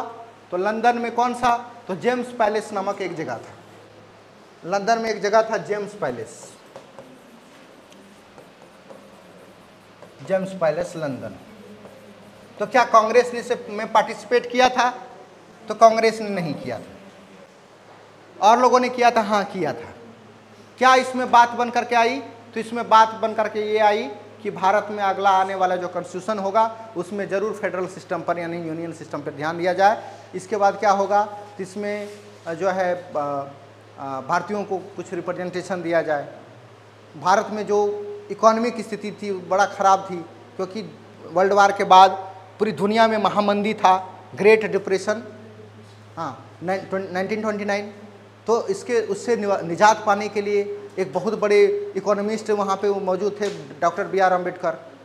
उन्होंने एक किताब थीसिस ही लिखा था लंदन इकोनॉमिक्स में, उसका थीसिस का नाम था प्रॉब्लम ऑफ मनी के ऊपर वहाँ पे इन्होंने भाषण दिया, और उससे ब्रिटिशर्स ने भी सीखा, इंडिया में भी उसको अप्लाई किया गया। तो बोला कि और इसका क्या उपाय है? बोला कि इंडिया में आप सेंट्रल बैंक को स्थापित करो।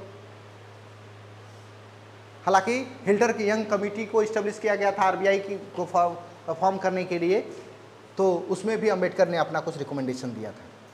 कांग्रेस नहीं गए थे, उसमें शामिल नहीं हुए थे, बहुत ज़्यादा बात नहीं हुई। अम्बेडकर ने सबको दिल जीत लिया, क्योंकि ये सब इंटरनेशनली बात कोई नहीं कर सकता था। सब गए थे, नेता टाइप के आदमी, विद्वान उसमें एक वो थे।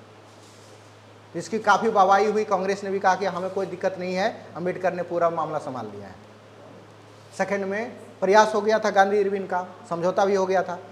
वहाँ के जो प्रधानमंत्री थे रेमजे मैकडोनाल्ड ने कहा कि किसी भी हालत में गांधी जी को लेके आना है सेकंड राउंड टेबल कॉन्फ्रेंस में। राउंड टेबल कॉन्फ्रेंस क्यों कहा जाता है? क्योंकि वहाँ पे समानता देने के लिए चारों तरफ बराबर में लोग बैठ सके, एक राउंड टेबल बनाया गया था। इसी के नाम से राउंड टेबल कहा जाता है। तो इससे पहले क्या व्यवस्था था? तो इससे पहले इस तरह का टेबल हुआ करता था, तो यहाँ पे भेदभाव नजर आता था, क्योंकि जो प्रधानमंत्री या उस टाइप के व्यक्ति हैं तो ये इधर इधर बैठते थे, आम लोग इधर बैठते थे, तो यहाँ पे अनइक्वालिटी होता था। अब यहाँ पे जो भी बैठेगा तो पता चलेगा कि कौन प्रधानमंत्री, नहीं पता चलेगा। तो समानता देने का प्रयास किया गया था। अच्छा, गांधी जी गए थे? हाँ गए थे। तो कौन सा जहाज से गए थे? राजपूताना जहाज से गए थे। अच्छा, कौन आदमी थे जो अपने खर्च पर गए थे? तो एनी बिसेंट थे और एक मदन मोहन मालवीय थे, ये दोनों अपने खर्च पर गए थे। लिबरल टाइप का व्यक्ति कौन थे जिन्होंने तीनों में शामिल हुआ था? तो तेज बहादुर सप्रू। तीनों में और कौन कौन शामिल हुआ था? तो doctor B R Ambedkar, Mohammad Ali Jinnah. और संगठन में कौन शामिल हुआ था? तो कम्युनिस्ट तीनों में शामिल हुआ था और हिंदू महासभा तीनों में शामिल हुआ था। तो कांग्रेस कब शामिल हुआ? तो सेकेंड वाला में शामिल हुआ। नाराजगी क्या हो गई? अम्बेडकर से हो गई। क्या था नाराजगी का कारण? डॉक्टर अम्बेडकर ने कहा कि हमको भी सेपरेट इलेक्टोरल सिस्टम चाहिए। तो गांधी जी ने कहा कि नहीं, दलित जो है, डिप्रेस क्लास हमारा हिंदू धर्म का ही अभिन्न अंग है। बोला कि कब से? बोला कि अब मौका मिला है, हम लोग साथ में रहेंगे। लगा कि नहीं, साथ में रहोगे वो ठीक है, लेकिन पॉलिटिकल रिप्रेजेंटेशन दोगे कि नहीं दोगे? बोला हाँ दिया जाएगा। तो कैसा? तो ज्वाइंट। तो ज्वाइंट के लिए होगा पुनः पैक्ट। सेपरेट इलेक्टोरल सिस्टम को प्रधानमंत्री रबजे मैकडोनाल्ड ने लागू कर दिया, उसी का नाम रखा गया कम्युनल अवार्ड। कम्युनल अवार्ड कब आया था?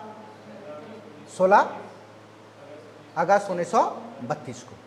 पुनः पैक्ट कब हुआ? कम्युनल अवार्ड के बाद सितंबर महीना में 20 तारीख को गांधी जी यरवदा जेल में उन्होंने यंसद कर दिया, क्योंकि सेकंड बार उन्होंने राउंड टेबल, ये क्या नाम था, सिविल डिसोबेडिएंस फिर से स्टार्ट कर दिया था। इसके बाद उनको जेल में डाल दिया गया। जेल में डालने के बाद फिर उन्होंने जेल में ही 4 दिन का अनशन कर दिया।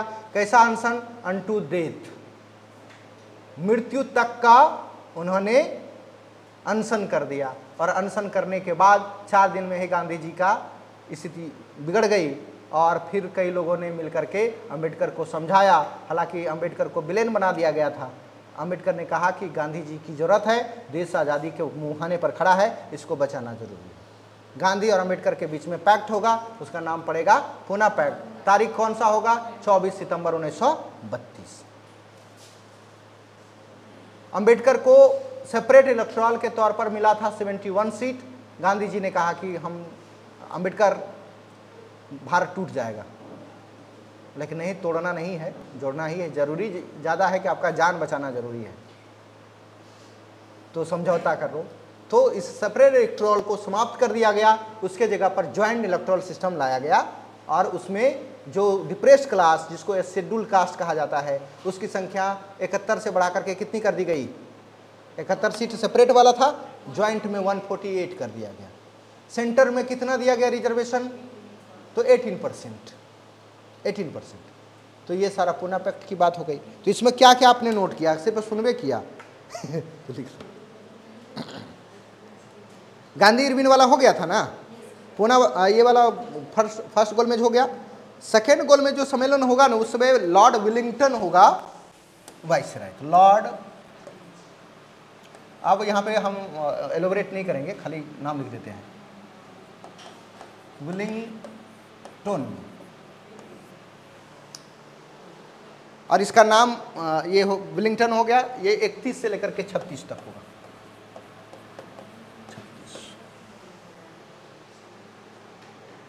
काम क्या होगा? तो सेकेंड राउंड टेबल कॉन्फ्रेंस होगा सितंबर से दिसंबर के बीच में। सेकेंड राउंड टेबल कॉन्फ्रेंस होगा सितंबर महीना से दिसंबर।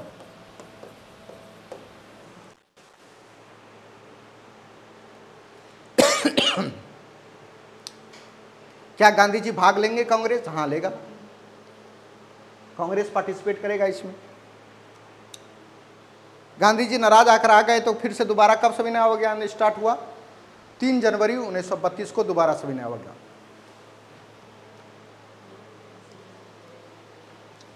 3 जनवरी 1932 को दोबारा सिविल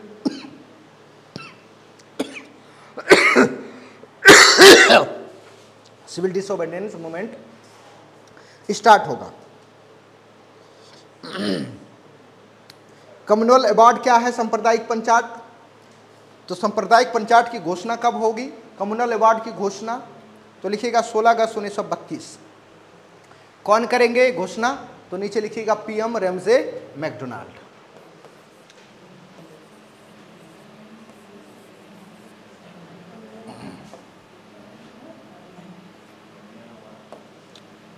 रैमसे मैकडोनाल्ड प्रधानमंत्री हैं ये। चलिए, रैमसे मैकडोनाल्ड। अगला लिखिएगा पूना पैक्ट 24 सितंबर 1932। किसके किसके बीच हुआ? गांधी और अंबेडकर के बीच में। इस पूना पैक्ट पे सिग्नेचर किसने किया? मदन मोहन मालवीय और डॉक्टर अंबेडकर।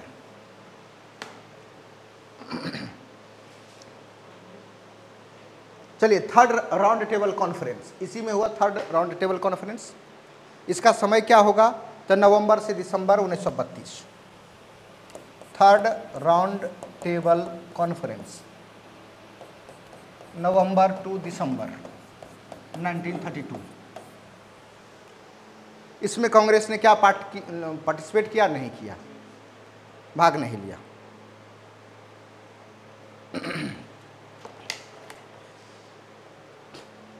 पंद्रह मार्च 1934 को बिहार में जबरदस्त भूकंप आई। Severe earthquake in Bihar. कब? 15 मार्च 1934, 15 मार्च 1934। इसका सेंटर कहाँ बना था? तो मुंगेर बना था, भूकंप का, अर्थक्वेक का। और इस अर्थक्वेक में गांधी जी अपने जो सेकेंड जो सिविल डिसोबीडियंस मूवमेंट था उसको इन्होंने एंड कर दिया और फिर बिहार का इन्होंने दौरा किया और बिहार में मुंगेर पहुंचे, घोरघाट। वहाँ इन्होंने एक स्टेटमेंट कहा कि ये जो भूकंप आया है ना, सवर्ण हिंदू जो अपर कास्ट हिंदू है उन्होंने जो अनटचेबिलिटी किया है डिप्रेस क्लास के साथ, इसी पाप का परिणाम है। डरा दिया सबको, क्योंकि इसमें धर्म के नाम पे, पाप पुण्य के नाम पे गांधी जी बहुत प्रभावशाली व्यक्ति थे। हाँ, तो लोगों ने कहा कि अब जो है, क्योंकि गांधी जी पूना पैक्ट में एक अम्बेडकर से वादा किया था कि अम्बेडकर हम आपसे ये प्रॉमिस करते हैं कि अब जब तक हम जिएंगे तब तक दलितों उद्धार, अनटचेबिलिटी के लिए, अनटचेबिलिटी को समाप्त करने के लिए हम काम करेंगे, अनटचेबिलिटी के लिए काम करेंगे। और इसमें एक उन्होंने एक संस्था बनाई थी जिसका नाम था हरिजन सेवक संघ। हरिजन सेवक संघ को किसने एस्टेब्लिश किया था? तो गांधी जी ने किया था। All India depressed class federation इन्होंने बनाया था गांधी जी ने, ठीक है। और इन्होंने लगभग 12,000 किलोमीटर इन्होंने हरिजन यात्रा किया था, नाम दिया था हरिजन, और अछूतोद्धार प्रोग्राम के लिए काम कर रहे थे। उन्होंने कहा कि इंडिपेंडेंस मूवमेंट भी साथ चलेगा और अनटचेबिलिटी को भी हम क्या करेंगे? दूर करेंगे। इसके बाद फिर गांधी जी ने ये वाला स्टेटमेंट बोला था। घोरघाट में गांधी जब गए थे तो एक कोई पासवान जी थे जिसका नाम था धीरज पासवान, गणेश पासवान, धर्मदेव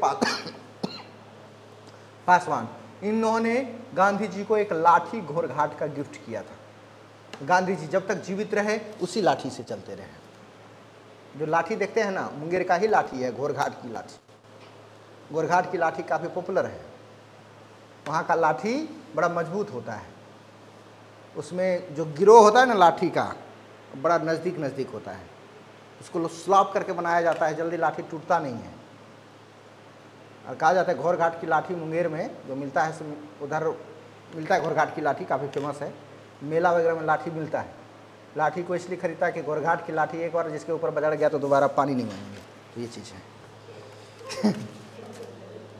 चलिए, लॉर्ड लिथलिथगो लॉर्ड लिनलिथगो, इनका टाइम होगा 1936 से 43। नोट नहीं किया था हमने जो बोला था, अरे सब तो बोल ही दिए थे लगभग।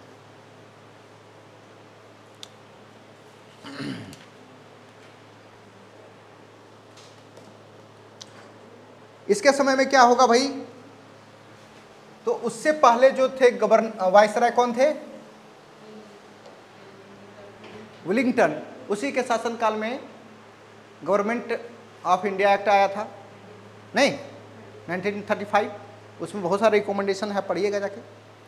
और उसी रिकमेंडेशन में एक रिकमेंडेशन था कि प्रोविंशियल लेवल पर इलेक्शन होगा, और इसके शासनकाल में 1937 में प्रोविंशियल इलेक्शन होगा।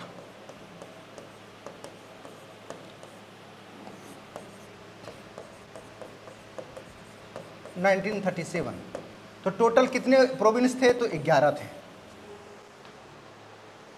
तो इसमें कांग्रेस ने कितने में जीत हासिल किया, 5 में फुल मेजोरिटी, 3 में कोलिशन का गवर्नमेंट,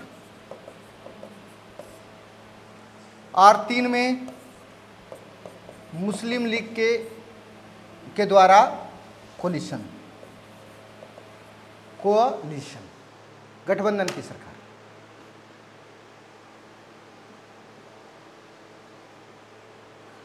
हो गया।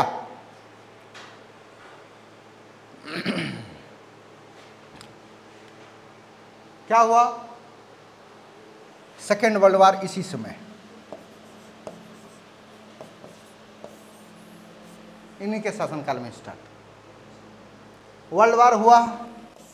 वर्ल्ड वॉर के समय में कहा जाता है कि भारतीय आर्मी को वर्ल्ड वॉर में झोंक दिया गया, नहीं, और भारतीय जो आर्मी है उसको वर्ल्ड वॉर में बेवजह शामिल कर दिया गया। तो जो गांधी जी बोले, कांग्रेस ने जो 8 प्रोविंस में सरकार बनाई थी, जिसमें फुल मेजोरिटी भी था, कोलिशन का भी था, तो उसमें से एक को छोड़ करके 7 में से रिजाइन इस आधार पर दे दिया क्योंकि वर्ल्ड वार में भारतीयों के साथ सहमति नहीं बनी है, बेवजह इसको झोंक दिए गए, इसलिए हम विरोध करते हैं इसका। वर्ल्ड वार हम इंडिया थोड़ा लड़ रहे हैं, तो क्यों भाई, इसका क्यों रीजन, क्योंकि 1 साल में ही पता चल गया, कुछ महीने में ही, कि हिटलर और जापान एकदम बढ़िया ताबड़तोड़ बैटिंग कर रहा है। हिटलर कहाँ के थे, जर्मनी के थे, और हिटलर और वहाँ पोलर अलायंस एलाई कंट्री 2 लड़ रहे थे, एलाई कंट्री के ही पार्टनर थे कौन, ब्रिटेन की स्थिति बड़ा डैमेज थी। इस वजह से अब वो लगा कि यदि ये ब्रिटेन हार गया तो हिटलर हमें क्या कहेगा कि तुमने वर्ल्ड वार में लड़ा था, छोड़ेगा नहीं।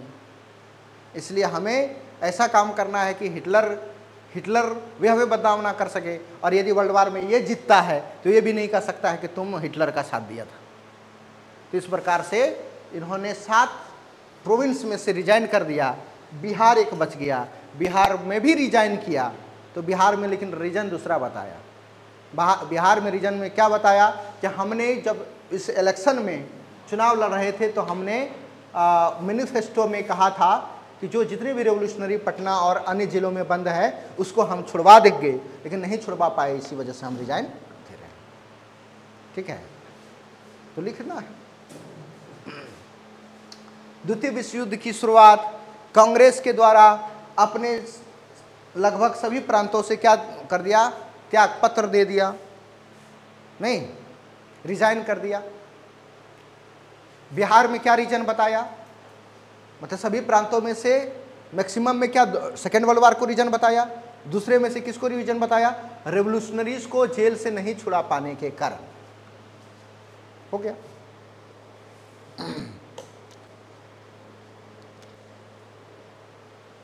इसी समय कौन कौन कॉन्फ्रेंस होगा शासनकाल में, तो देखो सुभाष चंद्र बोस की एंट्री यहीं पे है।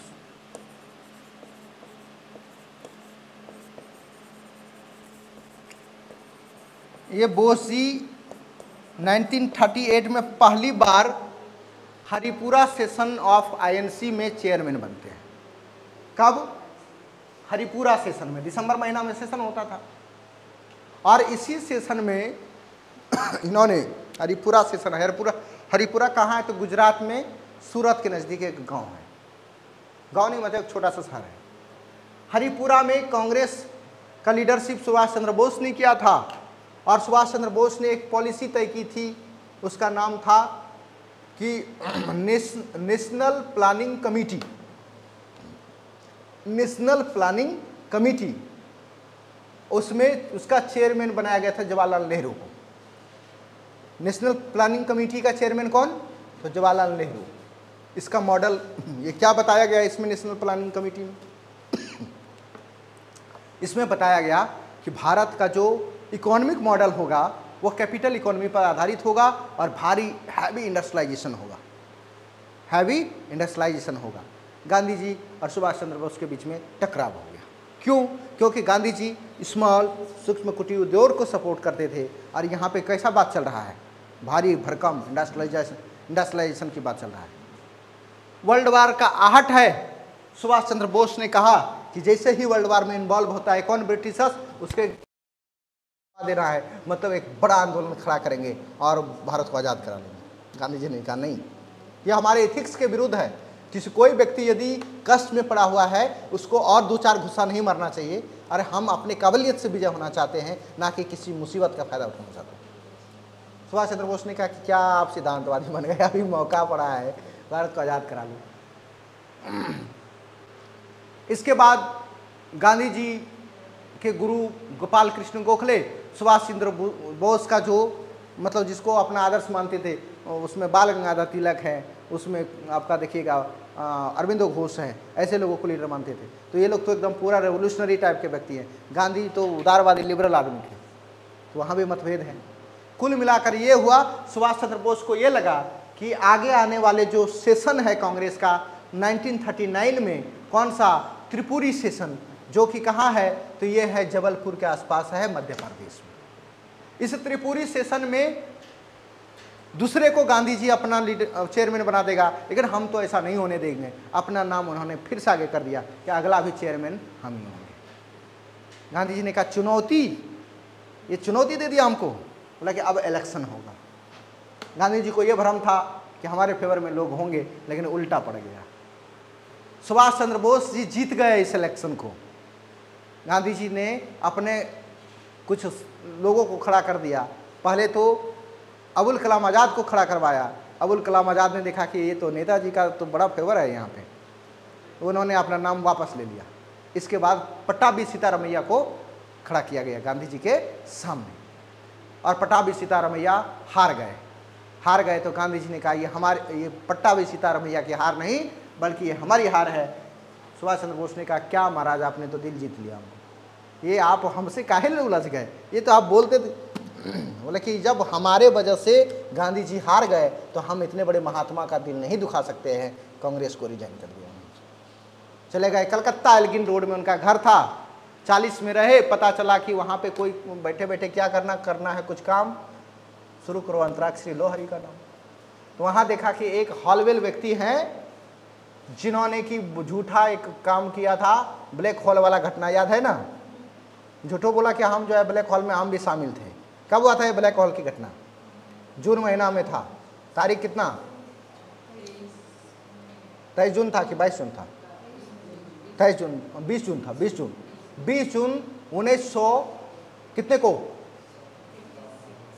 56 में था। ब्लैक होल कांड करवा दिया। हालांकि ये झूठी बात थी, क्योंकि बताया जाता है कि 14 बाय 18 के कमरा में 143 आदमी को 46 आदमी को भर पाना बड़ा मुश्किल काम है। उन्होंने कहा कि हम भी इस गर्मी में शामिल थे, मात्र 23 ही जीवित बचा है जिसमें हम जीवित थे और सब मर गया। उसी हॉलवेल ने एक गवाही दी थी। तो हॉलवेल को एल्गिन रोड में एक मूर्ति बना था, मेमोरियल बनाया गया था। सुभाष चंद्र बोस ने कहा कि कुछ काम करो, कांग्रेस को रिजाइन कर ही दिया है। लेकिन जैसे ही कांग्रेस से उनको रिजाइन उन्होंने किया तो सुभाष चंद्र बोस के फेवर में एक ब्लॉक बनना तैयार हो गया।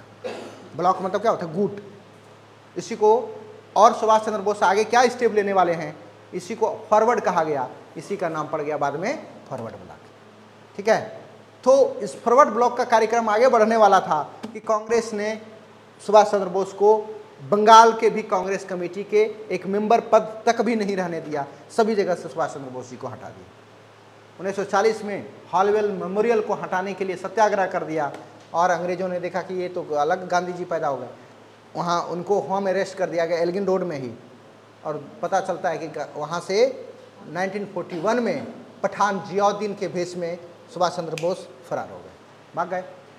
और वहाँ से पहुँचे पेशावर, पेशावर से पहुँचे काबुल, काबुल से पहुँचे रूस, रूस से पहुँचे जर्मनी, जर्मनी में हिटलर से मिले, वहीं पे इनको नेताजी कहा गया। इनको एक मित्र मिले थे आबिद हुसैन, उनके साथ मिल करके वहाँ से हिटलर से मिल करके जापान पहुँचे। तो कौन सा जहाज़ से, तो जहाज़ का नाम था क्यू बोट कहा जाता है। फिर रास्ते में वो चेंज कर लिया, एरोप्लेन से जापान पहुँचे। जापान में पहुँचने के बाद वहाँ रास बिहारी बोस ने इनका स्वागत किया और फिर ये सारा चीज़ घर में पढ़िएगा इसको। ठीक है, तो यानी इस तरह का जुबान, क्योंकि हम कई बार पढ़ाते हैं तो मेरे जुबान पे सब चीज़ें हैं, तो आप लोग को इस तरह से रहना चाहिए। देखिएगा,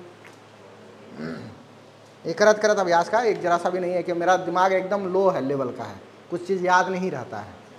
आज बोलिएगा कल भूल जाएंगे, लेकिन हम देखो धारा प्रभात रख से बोल रहे हैं, मतलब कई बार इसको पढ़ाने के कारण क्या हो गया है, सब यहाँ एकदम खोपड़िया में बैठ गया है।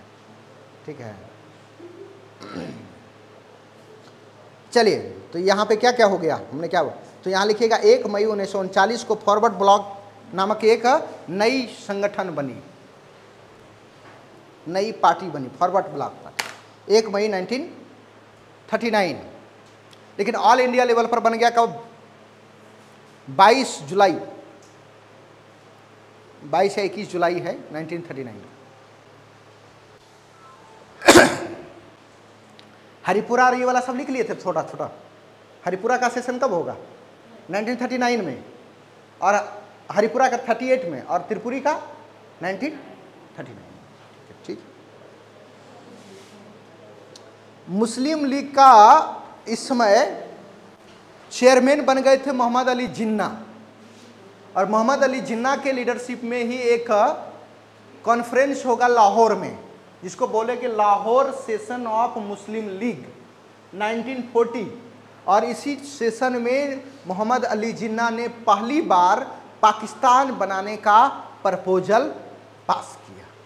हालांकि पहले एक टू नेशन थ्योरी पर ये लोग काम कर रहे थे, लेकिन पाकिस्तान नाम से पहली बार प्रस्ताव ले आया, कहाँ पे, लाहौर के मुस्लिम अधिवेशन में। ठीक है, मुस्लिम का बाबू तुम्हारा नहीं हो पा रहा है, कोई बात नहीं है, तुमको अभी एग्जाम नहीं देना है, धैर्य से सुनो, इसके बाद तुम पढ़ना फिर बाद से। ठीक है, इन लोग का एग्जाम है इसलिए इसको रिवीजन करा रहे हैं।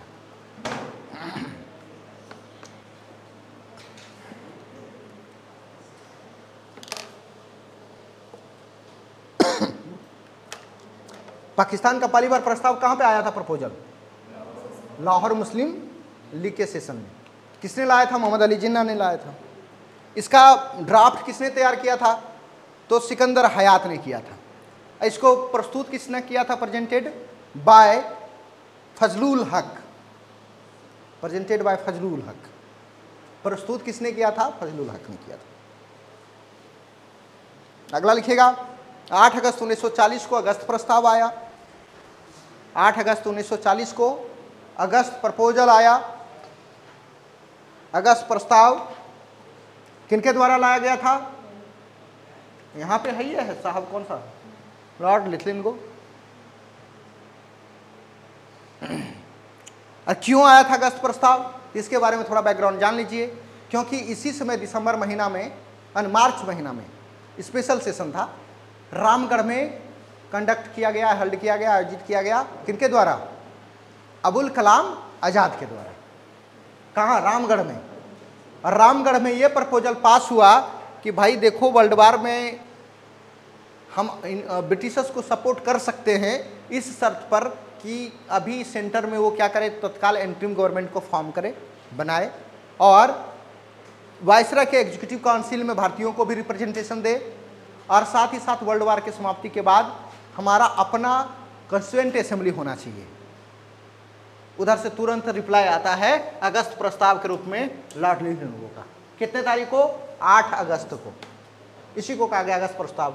उसमें ये क्या क्या था? तो उसमें कहा कि एकदम बिल्कुल एकदम जितना भी है एग्जीक्यूटिव काउंसिल जो वाइसराय का, सब में इंडियन लोगों को जगह दे देंगे except viceroy, commander in chief को छोड़कर। कमांडर इन चीफ और वाइसराय को छोड़कर सब का जगह किसको दे दिया जाएगा? भारतीयों को छोड़ दिया। और बोला कि वर्ल्ड वार के बाद फिर कॉन्स्टिट्यूएंट असेंबली बनाया जाएगा, लेकिन उसमें टर्म एंड कंडीशन फिक्स कर दिया कि देखो तब तक कॉन्स्टिट्यूशनल रिफॉर्म्स नहीं होगा इंडिया में जब तक कि माइनॉरिटीज और मेजोरिटी दोनों है, मुस्लिम लीग और कांग्रेस आपस में समझौता नहीं कर लेते। बोला कि ये तो वाजिब बात कर दिया गया। बोला कि डोमिनियन स्टेटस दिया जाएगा। जवाहरलाल नेहरू करे क्या बकवास कर रहे हुए, तो जंग लगी हुई कील हो गया। जब हमारे पापा जी ने मांगा था नेहरू रिपोर्ट में, याद है, 1 साल में, 1 साल के अंदर मांगा था डोमिनियन स्टेटस। 11 साल बीत गई, आपने नहीं दिया। 28 में मांगा था, 40 में आप कह रहे होगे डोमिनियन स्टेटस लोगे। अरे उसी तरह से हो गया, जंग लग गया है, रस्ट हो गया, रस्ट स्पाइक हो गया है, एक हथौड़ी लगेगा इसमें तो टूट जाएगा।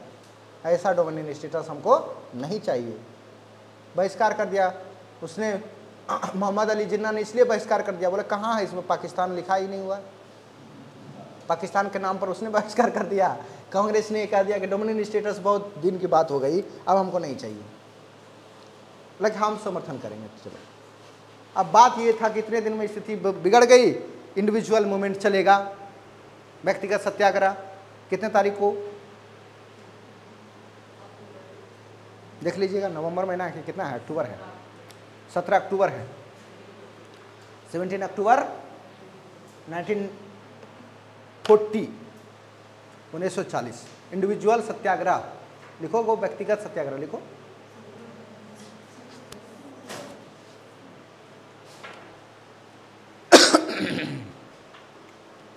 व्यक्तिगत सत्याग्रह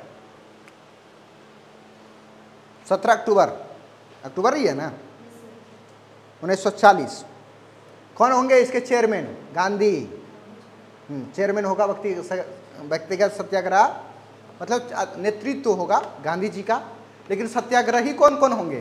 तो तीनों सत्याग्रही का नाम लिखिए। पहला लिखिएगा विनोबा भावे, दूसरा लिखिएगा जवाहरलाल नेहरू, तीसरा लिखिएगा ब्रह्मदत्त। अब बीपीएससी चौथा ना पूछ दे, पता नहीं चौथा कौन था, तीसरा तक तो पहुंच गया है। हाँ, सत्याग्रही में पहला सत्याग्रही विनोबा भावे, दूसरा सत्याग्रही जवाहरलाल नेहरू, तीसरा सत्याग्रही ब्रह्मदत्त। ब्रह्मदत्त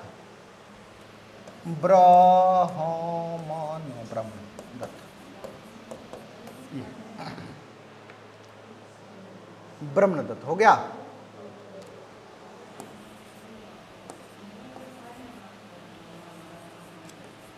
ब्रह्मदत्त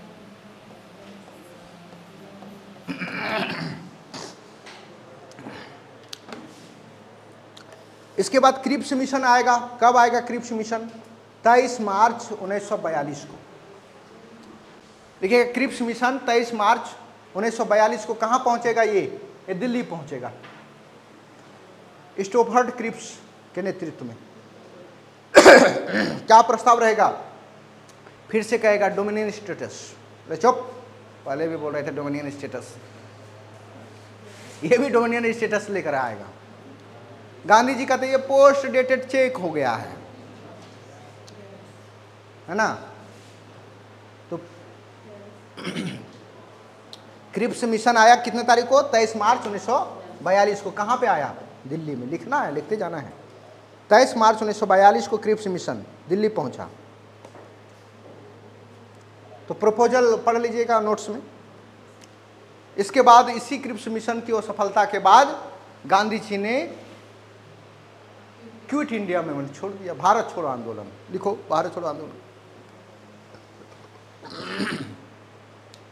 प्रस्ताव कहां लाया गया था? वर्धा में 14 जुलाई 1942 को वर्धा। ग्वालियर टैंक मैदान बंबई में इसके लिए कॉन्फ्रेंस हुआ, बैठक हुआ। कितने तारीख को? 8 अगस्त 1942 को ग्वालियर टैंक मैदान में घोषणा कर दिया गया। क्या? भारत छोड़ो आंदोलन। नारा क्या दिया गया? करो और मरो, डू और डाई। अच्छा, इस नारा को किसने लिखा था? यूसुफ मेहर अली। यूसुफ मेहर अली। पूरे भारत में कितना तारीख को स्टार्ट हो गया? 9 अगस्त 1942। 0 आवर के तहत सारे नेताओं को गिरफ्तार कर लिया था। 0 आवर ऑपरेशन के तहत सारे बड़े बड़े नेताओं को गिरफ्तार कर लिया था। ये सब तो हमने डिटेल से पढ़ाया हुआ है, लिखिएगा घर में, देखिए लास्ट में लिखिएगा 1943 में भारत में भयंकर ड्रॉट्स, फेमाइन पड़ा, सूखा। 1943 में भारत में भयंकर सीवियर ड्रॉट्स या फेमाइन, और इसमें पता है कितने लोग मारे गए? 40 लाख लोग भूख से मर गए। बहुत ज़्यादा नुकसान हुआ। आज़ादी से पहले बड़ा भयंकर भूकंप, ये भयंकर सूखा। चलिए अब अगला लिख लीजिएगा, लॉर्ड लिथलिंगो के बाद लॉर्ड बेबेल। लॉर्ड बेबेल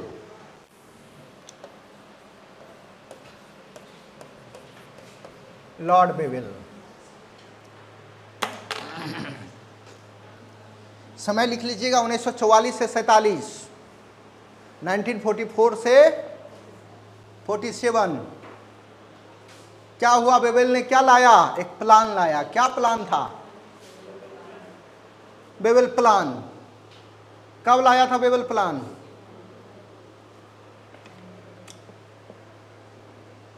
1945 में इन्होंने इसको प्रेजेंट किया प्लान को। क्या बताया? बोला कि देखो भाई, वर्ल्ड वार अब लास्ट ही है, तो आप लोग एक काम करना कि जो वाइसराय का जो एग्जीक्यूटिव काउंसिल है उसको हम लोग क्या करते हैं? रिक्रूट कर लेते हैं, मतलब रिक्रूटमेंट कर लेते हैं, जो खाली पद है उसको भर लेते हैं। तो बोला कि क्या होगा उसमें? बोला कि वाइसराय जो होंगे अंग्रेज होंगे और जितना भी उसके मेंबर होंगे सब भारतीय होंगे। ठीक है। दूसरा क्या कहा? कहा कि जितना भी एग्जीक्यूटिव काउंसिल होगा उसको पोर्टफोलियो अलॉट कर दिया जाएगा, यानी मंत्री पद दे दिया जाएगा, डिफरेंट टाइप ऑफ डिपार्टमेंट उसको सौंप दिया जाएगा। तो बोला अच्छा ठीक है। लेकिन बोला कि लेकिन उसमें जितने भी होंगे 14 में एक डिपार्टमेंट नहीं दिया जाएगा, वो एक पोर्टफोलियो होगा डिफेंस सेक्टर का। डिफेंस नहीं मिलेगा, आप बाद में लिख लो, डिफेंस नहीं मिलेगा। ठीक है। इसके बाद क्या कहा? इसके बाद कहा कि जो 14 सीट है, 14 सीट को कैसे अलॉट किया जाएगा? बोला 5 सीट पे मंत्री बनाएगा कांग्रेस, 5 सीट पर मंत्री बनाएगा मुस्लिम लीग, और जो शेष बचेगा उस पर जो माइनॉरिटीज लोग होंगे, जिसमें कि सिख है, क्रिश्चियन है, पर्शियन है और एससी है, ये होगा। लेकिन एससी वाले तो कांग्रेस के साथ ही जगजीवन रहे, उसका तो फुलफिल रहा। उधर 3 बच गया था, एक पर्शियन, एक सिख और ये। तो बोला कि ठीक है, अब हम लोग मिल करके इस पर समझौता कर लेते हैं, बातचीत कर लेते हैं। ऑल पार्टी मीटिंग्स बुलाई गई 25 जून 1945 को। जून का महीना है, अंग्रेजों की राजधानी कहाँ होगी? शिमला में। बैठक होगा शिमला मीटिंग। कब हेल्ड होगा? तो 25 जून 1945, 25 जून 1945 शिमला में बैठक हुई। किस चीज़ का बैठक? बेबेल प्लान पर बहस करने के लिए, discussion of Wavell plan, discussion on Wavell plan. तो क्या डिस्कशन हुआ? तो इसमें बोला गया कि 5 कांग्रेस, 5 मुस्लिम लीग और अदर 4। मुस्लिम लीग ने कहा कि नहीं, सबका सब मुस्लिम लीग, सबका सब मुस्लिम लीग। कितने लोग पार्टिसिपेट किए थे शिमला में? 21 गो। गांधी जी कहाँ थे? शिमला में, लेकिन पार्टिसिपेट नहीं किया। Gandhi ji was in Shimla but not participate. ठीक है। गांधी जी शिमला में मौजूद थे लेकिन उसने भाग नहीं लिया। नहीं। और क्या था? इधर से लीडरशिप बना करके भेज दिया अबुल कलाम आज़ाद को और अब्दुल गफर खान सीमांत गांधी को। भड़क गए जिन्ना, बोला कि मुस्लिम मेंबर्स को अपॉइंटमेंट करने का राइट सिर्फ मुस्लिम लीग को हो है, कांग्रेस में कैसे इसको कर दिया। भड़क गए, बोला कि सब का सब मेंबर रहेगा मुस्लिम लीग का। बोला कि आप खेल ना खेलब ना खेल देव, खेलवे बिगाड़ दो। ऐसे आता है बिहार में, खेलब ना खेल देव, खेलवे बिगाड़ दो। तो वही काम कर दिया। कहाँ पे? शिमला में। शिमला में ये कांड हो गया। तो ये शिमला वाला के बाद अब होगा कैबिनेट मिशन। लिखो, कैबिनेट मिशन का आगमन 24 मार्च 1946 को, 24 मार्च 1946 को या तो पहुंचा। Cabinet mission reached in India on 14 March 1946। Simon क्या नाम लिख रहे हैं? Cabinet mission reached in India on 24 March 1946। अरे भारत पहुंच गए कितने तारीख को? कंफ्यूज कर देगा क्रिप्स मिशन के साथ। क्रिप्स मिशन पहुंचा था 23 मार्च 1942 को और ये पहुंचा है 24 मार्च 1946 को। और ये 60वीं 62वीं में इसी तरह से पूछा है, तो उसमें पूछ दिया कैबिनेट मिशन कितने तारीख को आया था? 23 मार्च 1942, 23 मार्च 24 मार्च 1942, 26 मार्च 1942, 28 मार्च 1942, 46 में नहीं दिया, सब मार दिया। 23 मार्च 24 मार्च 24 मार्च 1946, 24 मार्च 1942। अरे कैबिनेट मिशन पूछा है तो वहाँ 42 तो मार रहे हो क्रिप्स मिशन से, जाके देखिएगा प्रश्न। ये बीपीएससी ऐसा करता है, ठीक है। तो क्रिप्स भी हो गया, कैबिनेट भी हो गया। तो कितने मेंबर थे इसमें? 3 मेंबर। कौन कौन? तो था, एक था sir Pethick Lawrence. Sir Pethick Lawrence, ये कौन थे भाई? तो सेक्रेटरी ऑफ स्टेट था ये। दूसरा मेंबर कौन था? तो दूसरा मेंबर था आपका स्टुअर्ट क्रिप्स, जो कि आया था क्रिप्स वाला साथ में, इसीलिए कंफ्यूज करने के लिए डालता है। क्रिप्स भी आए थे। तो ये कौन थे भाई? ट्रेड बोर्ड के चेयरमैन थे ये, ट्रेड बोर्ड के चेयरमैन थे। तीसरा व्यक्ति कौन थे? AB Alexander.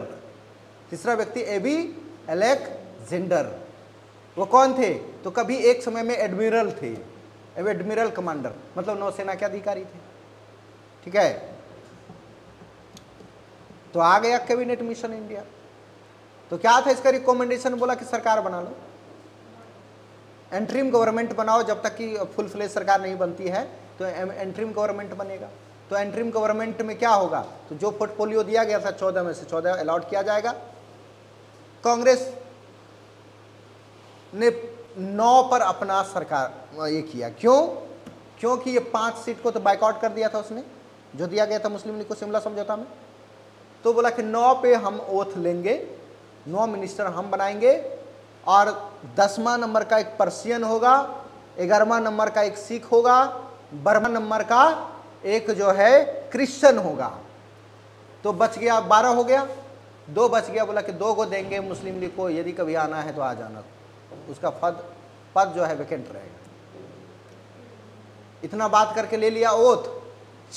5 को मिनिस्टर बनाया, 6 को पर मिनिस्टर बनाया, 3 को रख दिया था स्वतंत्र प्रभार में, जिसमें एक शरत चंद्र बोस, जो सुभाष चंद्र बोस के भाई साहब थे, और एक थे मोहम्मद सफात, और एक थे आपका जाहिद नाम करके व्यक्ति थे। इन 3 लोगों को मुस्लिम ने कांग्रेस ने इसको स्वतंत्र प्रभार दिया था। जैसे ही मंत्रिमंडल का समर्थन लिया शिमला में, ये लॉर्ड बेवल को क्या हुआ, तुरंत जाके वो मुस्लिम लीग को मना लिया। इसका मतलब ये सब अंग्रेजों का चाल था। उस समय शिमला में नहीं माने, कान में जाके तुम क्या बोल दिया था? उन्होंने कहा हम भी लेंगे हैं, तो लेंगे, तुम्हारे पास सीट कहाँ है? अब तो तुम्हारे पास सीट नहीं है, तो सीट नहीं है तो 3 गो स्वतंत्र वाला जो रखा गया था, हमने सब लिखाया हुआ है उसको। 3 गोटा को क्या किया? हटाया अपने वाला पद से, और उसके जगह पर फिर इन लोगों को 5 गो को लिया। तो ये सारा पूरा कहानी है, देख लीजिएगा। साइमन कमीशन, ये कैबिनेट मिशन के बाद, इसके बाद फिर कहा कि अब संविधान सभा गठित होगी, कॉन्स्टिट्यूएंट असेंबली का गठन होगा। तो कॉन्स्टिट्यूएंट असेंबली में सीट अलॉट किया गया कितना? 389। 389 में 292 था ब्रिटिश प्रोविंस का और 93 था प्रिंसली स्टेट का और 4 था चीफ कमिश्नर का। लेकिन इन लोगों ने कहा कि संविधान सभा के बैठक में पहला बैठक हुआ 9 दिसंबर 1900 कितना 46, उसमें मुस्लिम लीग आए ही नहीं। चेयरमैनशिप किसने किया? तो सच्चिदानंद सिन्हा ने किया, नहीं, मुस्लिम लीग ने बायकॉट कर दिया। सेकेंड बैठक हुआ 11 तारीख को, 11 दिसंबर 1946 को। चेयरमैनशिप किसने किया? तो राजेंद्र प्रसाद ने किया। राजेंद्र प्रसाद ने चेयरमैनशिप किया, उसमें भी मुस्लिम लीग ने बायकॉट कर दिया। गुस्सा लगा कांग्रेस को, बोला कि यहाँ जगह छकने के लिए आ गए। लेटर लिखा वेबल को कि देखो जब तक इसको आप नहीं हटाओगे कि कहाँ से एंट्रीम गवर्नमेंट के पद से, तब तक हम लोग सरकार नहीं चलाएंगे, हम लोग भी डिजाइन मारेंगे। तो कहा कि यार वही गड़बड़ काम कर दिया, तो उसको हटाने के लिए इन्होंने लेटर लिख दिया। बड़ा स्थिति खराब हो गई थी, सरकार बना लिया। इसके बाद फिर उससे पहले इन लोगों ने ये डायरेक्ट एक्शन डे मनाया था 16 अगस्त 1946 को। इसी में लिख सकते हैं डायरेक्ट एक्शन डे, मतलब जो शिमला वाला समझौता असफल हो गया ना, इन लोगों ने डायरेक्ट एक्शन डे मनाया था। कब? 16 अगस्त 1946 को। और जगह जगह दंगा करवाया था इन लोगों ने। किन लोगों ने? मुस्लिम लोगों ने। चलिए, तो ये साइमन बराबर बोल रहे हैं। कैबिनेट मिशन भी हो गया, उससे पहले डायरेक्ट एक्शन डे भी हो गया। उधर से तब तक क्लेमेंट एटली चुनाव जीत जाते हैं, इलेक्शन होता है, क्योंकि उससे पहले प्रधानमंत्री विंस्टन चर्चिल होते हैं वर्ल्ड वार के दौरान। विंस्टन चर्चिल के बाद इलेक्शन में आते हैं क्लेमेंट एटली। क्लेमेंट एटली ने कहा कि देखो भाई, आज है 20 फरवरी 1946, 20 फरवरी 1946 है, और 46 है कि 47, और अगले 30 जून 1948 से पहले भारतीयों को पावर ट्रांसफर कर दिया जाएगा। टारगेट क्या रखा भारतीयों को पावर ट्रांसफर करने के लिए? 30 जून 1948, 1948। कब कहा ये घोषणा कब किया क्लेमेंट एटली का? तो लिखिएगा क्लेमेंट एटली की घोषणा। क्लेमेंट एटली की घोषणा, क्लेमेंट एटली की घोषणा कब होगा? 20 फरवरी 1947 को। क्या घोषणा होगा? कि 30 जून 1948 से पहले भारतीयों को सत्ता सौंप दी जाएगी।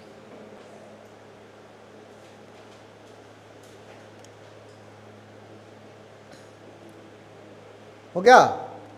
पावर विल बी, क्या लिखेंगे? पावर ट्रांसफर ओवर इंडियंस, जो भी लिखना लिखिए। कितने तारीख तक? 30 तारीख तक, ठीक है। और वो जो 30 लिखे ना क्लेमेंट एटली की घोषणा, उसमें जो है आपका, उसमें वायसराय हो जाते हैं Lord Mountbatten. Lord Mountbatten last viceroy भी है, लास्ट वायसराय भी है, और प्रथम स्वतंत्र भारत के गवर्नर जनरल हैं। Governor general of independence India, first governor general of independence India कौन? Lord Mountbatten. अच्छा, first governor general of Indian independence India, या तो ऐसे कह सकते हैं कि independence India, first Indian governor general of independence India. First governor general मतलब क्या बोलेंगे? First Indian governor general, first Indian governor general of independence India, यानी कि भारत के स्वतंत्र भारत के प्रथम गवर्नर जनरल, स्वतंत्र भारत के प्रथम गवर्नर जनरल श्री राजगोपालाचारी। तो ये सारा हो गया। उधर कॉन्स्टिट्यूएंट असेंबली का भी बंटवारा हो गया। 299 सीटें मिली इन लोगों को, भारतीयों को। 389 में से घटा दो, उसके पास कितना गया होगा? 299 इसको मिला, ठीक है। 70 मिला प्रोविंशियल, जो क्या बोलते हैं, प्रिंसली स्टेट को। और 227 के 229 मिला 229 मिला ब्रिटिश प्रोविंस को, और उस पर कहा कि जाके इलेक्शन लड़ो। तो इलेक्शन कौन लड़ेगा? जो ब्रिटिश प्रोविंस के जो लेजिस्लेटिव असेंबली के मेंबर होंगे वो इलेक्शन लड़ेगा डायरेक्ट। और नॉमिनेशन किसका होगा? तो नॉमिनेशन होगा जो प्रिंसली स्टेट को, राजवाड़े वाले का। संविधान सभा का गठन हो जाएगा, संविधान बनेगा, संविधान बन करके तैयार होगा। इसके बाद फिर तब तक 18 जुलाई, संभवतः 18 जुलाई को ही 1947 को, 18 जुलाई 1947 को इंडियन इंडिपेंडेंस एक्ट आता है, और उसमें कुछ रिकमेंडेशन होगा। क्या रिकमेंडेशन होगा? इंडिया और पाकिस्तान 2 डोमिनियन होगा। तब तक दोनों के जो हेड होंगे वो गवर्नर जनरल होंगे। तो माउंट बेटन कहाँ के होंगे? भारत के होंगे। और पाकिस्तान के कौन होंगे गवर्नर जनरल? मोहम्मद अली जिन्ना होंगे। पीएम भारत के कौन होंगे? नेहरू जी होंगे। वहाँ के पीएम कौन होंगे? तो लियाकत अली खान होंगे। ठीक है, इतना करने के बाद 15 अगस्त कौन आज़ाद होगा? तो भारत आज़ाद होगा 15 अगस्त को। 14 अगस्त को कौन आज़ाद होगा? पाकिस्तान आज़ाद होगा। यही सब बात कहा गया। तब तक एडमिनिस्ट्रेशन वैसा ही चलेगा जब तक भारत का संविधान नहीं बन जाता है 1935 के अधिनियम के तहत। जो इंडियन गवर्नमेंट एक्ट है 1935 उसी के अनुसार चलेगा। ये सारा पूरा कहानी था। भारत आज़ाद हो गया, ठीक है, और भारतीय स्वतंत्रता अधिनियम लागू हो गया। कुल मिलाकर के यही सारा कहानी था। आपका पूरा गवर्नर जनरल, वाइसराय सब खत्म हो गया। और पूरा हमने एक स्टोरी के तहत इसको समझाने का प्रयास किया, क्योंकि इतना लिखाते तो पता चलता कि 4 दिन और क्लास चलेगा, जब ऑलरेडी हमने लिखा ही दिया है। खाली लेक्चर सुना दिए, जाके नोट्स को देख लीजिएगा। जिसके पास नोट्स नहीं है तो आप अगल बगल जिसने किया हुआ क्लास उससे ले लीजिएगा।